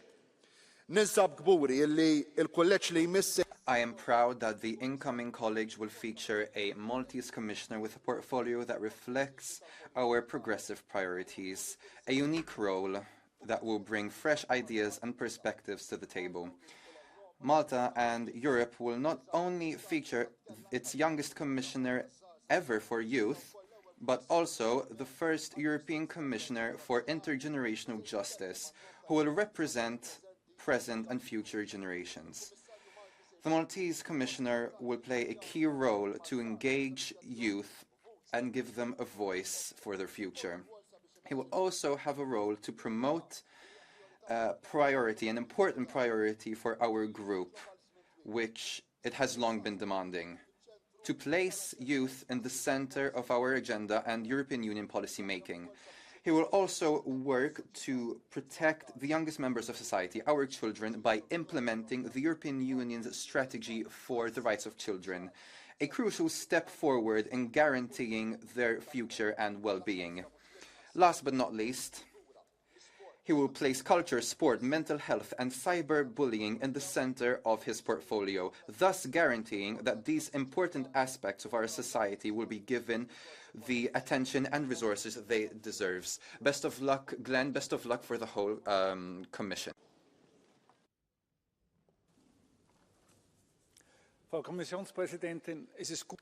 President of the Commission, it's very good that you can start with your college on the 1st of December. And I'm so glad you're focusing on industry and competitiveness. That's what's made us so successful in Europe, and it must remain that way. Only if we have a strong economic performance can we continue to live the way that we want, and can we fund it. We need less red tape, we need more innovation and research, and we need a comprehensive capital market union. A capital market union is a sine qua non, but we need to strengthen our bedrock, which is safety.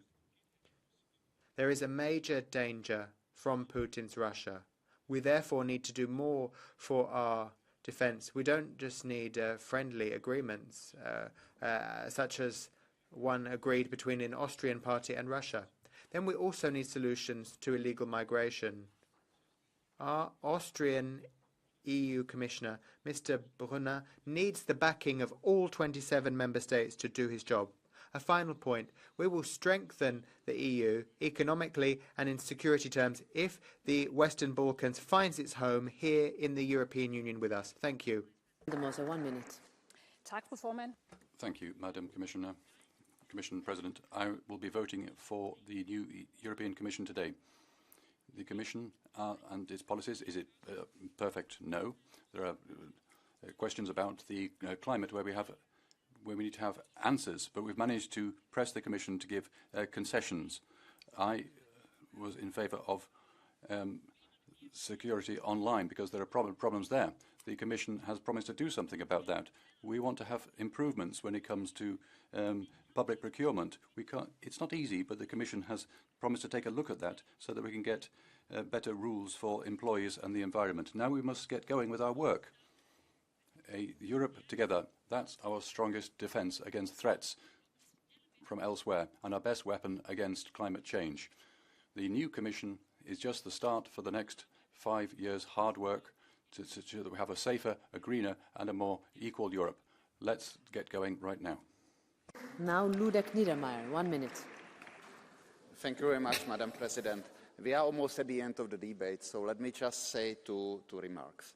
The first, in the debate, I guess we learned how people interpret the democracy, how they interpret the elections, and how they think about the future of our common Europe. And this was very sad. It shows how much the responsibility is lacking on parts of the politics on 21st century. And the second comment to you, Madam President. I guess we don't need to tell you that the times will be very difficult. You have experience with that. And we should learn how we managed the really severe crisis in the past few years. We must keep focus. It's not time to do nice to have. We must really focus on things that deliver, do them well, and do them quickly. You can count on that, on my support and support of my colleagues from my delegation. So wish you good luck to all of us. Thank you. Thank you very much. Now Angelika Niebler, 1 minute. Vielen Dank, Frau Präsidentin, Frau President of the Commission, dear colleagues, what we need is a Commission that is capable of action. We're wrestling with mammoth challenges that have been mentioned many times today. 1,000 days of war in Ukraine, a new Trump administration on the 20th of January. Many economies setting up new taxes on imports. The economy is bad, farmers suffering too. I therefore encourage the Commission to take a clear stance and to acknowledge that we need a strong Europe. Dear colleagues, we're voting on the college today, and we can be a bit critical of any of the individual commissioners, but then we'll never get through with this. So I ask you to put your concerns aside. You may have doubts, but look at what's happening in the rest of the world. Look at the perception of us in the world. Please vote in favour of this Commission. Give the Commission the confirmation it needs. After that, we will do our work. We'll be critical. We'll give reminders. We'll give our political priorities for the Commission. And if we don't see those priorities reflected, then we will react. But today, let's give a signal of determination, showing that we are together in favour of a strong Commission. A strong Commission, that is what the Parliament wants, and I encourage you all to vote for that. Thank you very much. Now we will have the Catch the Eye. We have quite a few requests. I will go through them one by one, starting with Michał Serba. Pani Przewodnicząca, Pani Przewodnicząca Komisji, to bardzo... Thank you very much. Madam President of the Commission, this moment is crucial for European security. It's a historic moment. We will have a European Defence Commissioner. Today, President Tusk is in Sweden in order to talk to the Nordic and Baltic countries, to talk about security. We are paving the way for the Polish presidency. And what we feel very strongly about is to breathe new life into dialogue. And you're doing this already. I'm talking about dialogue between the EU and NATO. This strategic partnership is of key importance to our mind.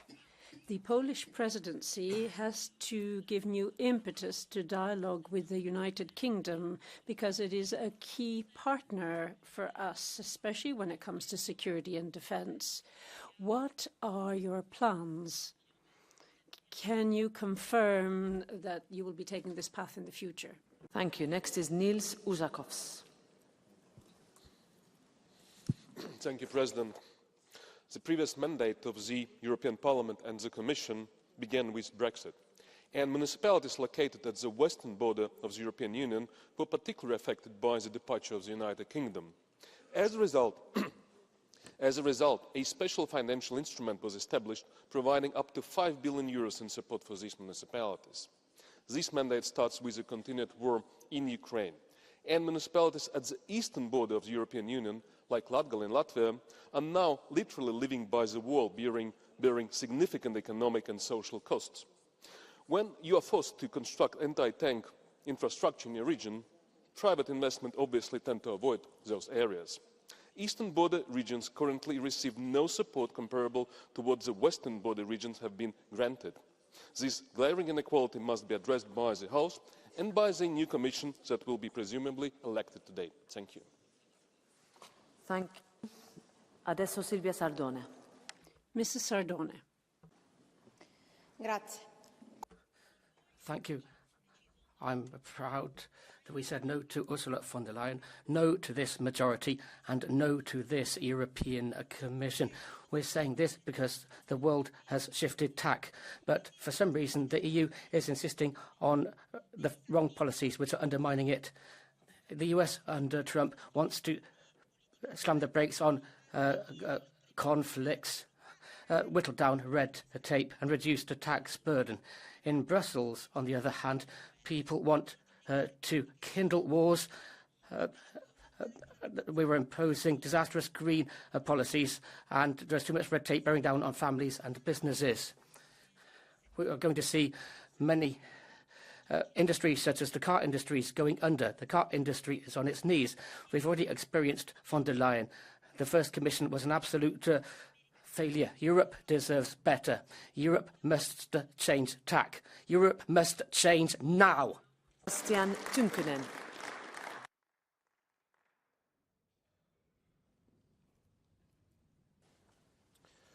Arvoisa puhemies. Madam President, Europe is now being offered a new commission who will be piloting this continent in a very difficult situation. But the question is, do we trust your piloting skills? I've made my assessment and my answer is no, I don't trust you to do this. What does Europe need the most? We need to support Ukraine even more. We need to safeguard our borders. We need to create Europe-friendly climate policy. But are we going to see these things? When I look at the past 5 years, I haven't seen anything good in any of these fields. In some of these fields, you have failed catastrophically. So what now? We will have the same person piloting the ship and no visible changes will take place, apparently. So it seems that this is just a sequel to your previous term. I hope that the sequel is not worse than the original movie, because in that case we will be in serious trouble. Thank you. Kiitos. Next is Hilde Woutmans. Well, thank you, and thank you very much. Before you, you see a convinced European who is happy today, Ms. von der Leyen. You made 2 points strongly that we are calling for. You stressed the importance of the economy, jobs, and keeping jobs in Europe. Secondly, you talked about the focus on security. Finally, a European Defence Commissioner and an incredibly strong woman as High Representative for Foreign Affairs. So we, as Liberals, are extremely happy about this. But I do have to say quite honestly that you also showed that you are a genuine European leader. You showed that today. You are trying to get broad support. You are trying to get a unified Europe. And we do need to be courageous when we see the challenges that we face. So the one thing you didn't mention is a European army. We would be happy if we could move towards that. And there is a certain sense of urgency, you said, but please make sure that words are turned to deeds. You'll have our support. Leoluca Orlando. Leoluca Orlando is next. Signora Presidente. Madam President, on the 19th of July, you got a broad majority, although the far right voted against. But now we have had a bout turn that we don't understand, with a coalition with the far right, with sovereigntist groups that want to kill off freedom and peace processes, environmental justice and social justice. This contrasts and flies in the face of the democratic anti-fascist Europe we believe in. Like others, like many, I will vote against because we cannot accept the far right. It is dangerous for the EU and the individual member states. João Oliveira. Signora von der Leyen, Ms von der Leyen, I'm voting against this European Commission. This will mean rejecting your political programme.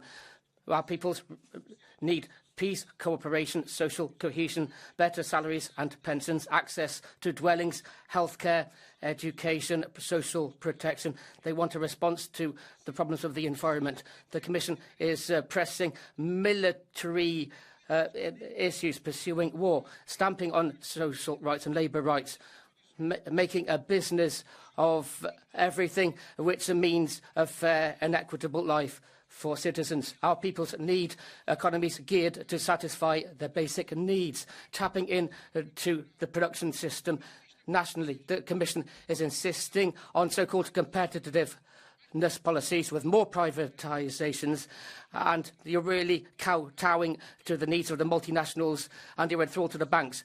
Our peoples need more democracy, social progress and development.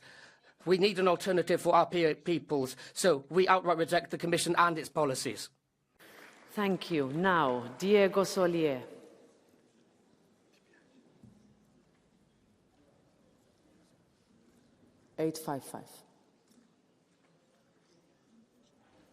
Yeah.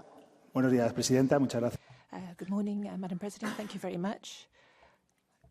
Various comments and some questions. The first comment is that in Valencia, the system has failed. So whatever you say, the only thing that worked were the citizens who stepped up to the plate. Technological change. We either have to make a 180-degree turnaround, or else we won't manage to keep up with the US or China. We are in a situation with our industrial fabric, which is failing. Are we going to carry along the same failed policies of the last 5 years? How can you have a commissioner in your team who's directly responsible for what happened in Valencia, Ms. Ribera, because she was responsible for the state of the dams, and she didn't provide the information in time to the regional authorities to give the right information, and the same also with regard to the ravines that needed maintenance. So how can we give this prize to a Prime Minister who should be resigning, and how can he make support to Valencia dependent on political aims? Are we not going to stop that? Maria Grappini.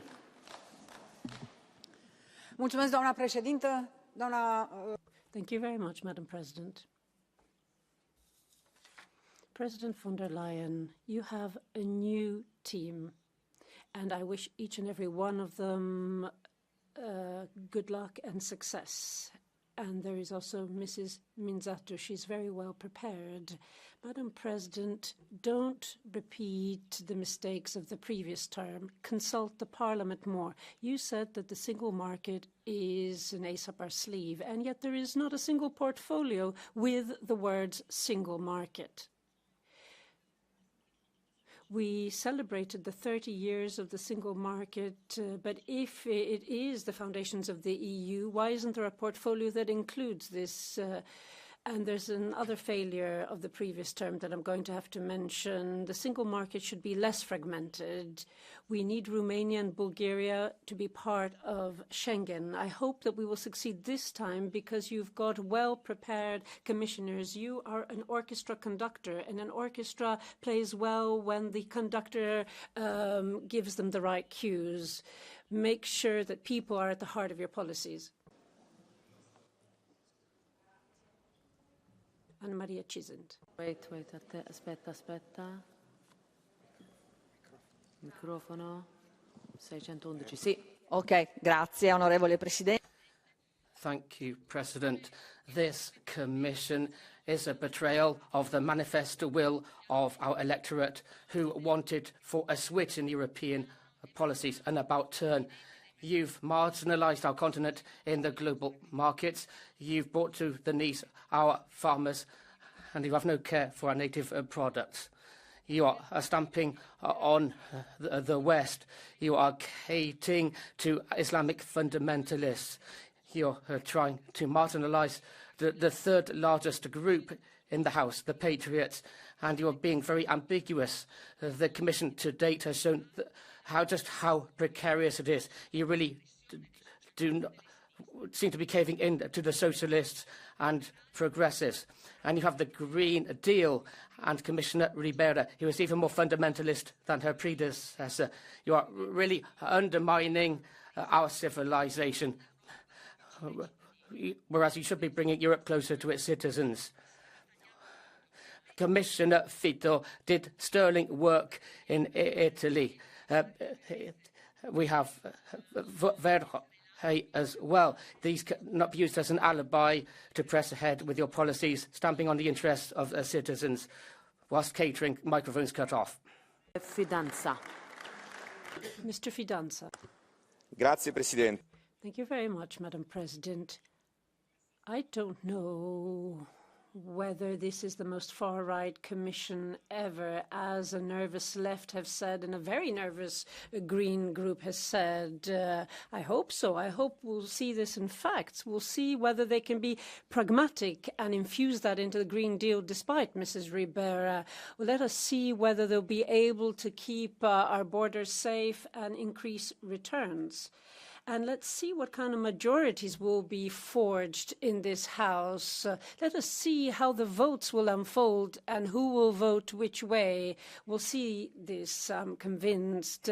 And then the Italian government, with Giorgia Meloni at the helm, has offered the European Commission an individual who is capable and competent, I'm sorry if I may say so, but the most capable, the most competent to manage a difficult portfolio such as cohesion. That's Mr. Fito, a conservative, and he did it on the basis of a democratic mandate given by Italian voters, on the basis of millions of votes given to the far right and Giorgia Meloni. This is democracy, whether you like it or not. Now, Estrella Galan. Gracias, Presidenta. Thank you, Madam President. Today, Europe has nothing to celebrate. Today, we are approving a commission that embraces the far right, the extreme right, Madam von der Leyen. Moreover, you have awarded a vice presidency, which is no small matter, to the far right. So we are going to vote no, a clear no, because we do not want to be complicit with a commission that is returning to the darkest points of European history with parties who have fascist roots. You're going to appoint a commission whose priorities are far from the priorities of the majority of people in society. We are voting no to a commission that is whitewashing people who are denying climate change, people who are closing their eyes to a genocide in Gaza when they are warmongering on our borders, people who do not want to improve public services, people who are fanning hatred and xenophobia, people who are discriminating against the LGBTIQ community, and also are denying diversity and equality between men and women. Today, the workers of Europe, the citizens of Europe who dream of a fairer and more green Europe, have nothing to celebrate. Now, Mr. López Aguilar. Gracias, Presidenta Metsola.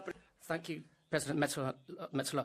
Ms von der Leyen, back in July, in her inaugural speech, referred to migration and asylum as being the simplest thing on the European agenda. You stressed firmness, security, and you referred to imaginative solutions, effectively outsourcing our borders when dealing with migration and asylum requests. But today, in your speech, you flagged responsibility, shared responsibility, solidarity, as well as a commitment to fundamental rights, which is precisely the goal of the Migration and Asylum Pact, which we've done such work on in the previous term. And so we will be voting in favour of the College of Commissioners, but we will call upon the entire Commission to actively commit themselves to their role as the guardians of the European treaties and laws, to compel the Member States to effectively and efficiently and rigorously commit to the fulfilment of their obligations pursuant to the laws we have enacted. In other words, the Migration and Growth Pact, particularly complying with the fundamental rights of migrants and asylum seekers. Ming Flanagan, and then finally Lucas Sieper. Mr. Flanagan first. There are so many reasons to vote against this new Commission. We start with the President von der Leyen. You enabled genocide in Palestine by giving unconditional support to Israel. Christoph Hansen, you were very clear in your support for Mercosur.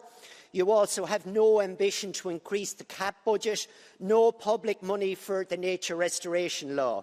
Michael McGrath from Ireland, you are responsible for the rule of law. Yet when it comes to EU market surveillance laws, your government has done everything but protect this rule of law. Then there's the two self-proclaimed fascists. It didn't take Manfred Weber long to get back into bed with Viktor Orban. All your words about disgust about him, and still you put one of his friends in as Vice President. I'll finish by quoting the leader of the S&D from her speech today. You cannot build Europe with those who destroy it. Your time is up. Lukas Sieper. 1 minute. Sehr geehrte Frau Kommissionspräsidentin in Spe von der Leyen, als wir das letzte Mal President-elect, the last time we spoke, I said that because of a democratic decision of my party, I didn't vote in favour of you, and I expressed the hope that you would exceed our expectations. I would give this Commission 6 out of 10, so not bad, but there's room for improvement, particularly with regard to certain commissioners. Despite this, I am happy to be able to look eye to eye with the future Commission and work with them, and I'll vote in favour of this Commission. But finally, I would like to remind you of one thing. You have not been directly elected, you've been indirectly elected. Citizens haven't voted for you as such, and as one of the French speakers said, we don't actually know who most of you are. So I think now you have to display your commitment and act decisively to show people in Europe that you actually deserve these jobs. And this is what's going to happen next. Before moving to the votes on the motions for resolutions and the election of the Commission, we will take a very short break, and then we will have one last round of political group leaders in reverse order for 2 minutes each. So a couple of minutes and we'll be back.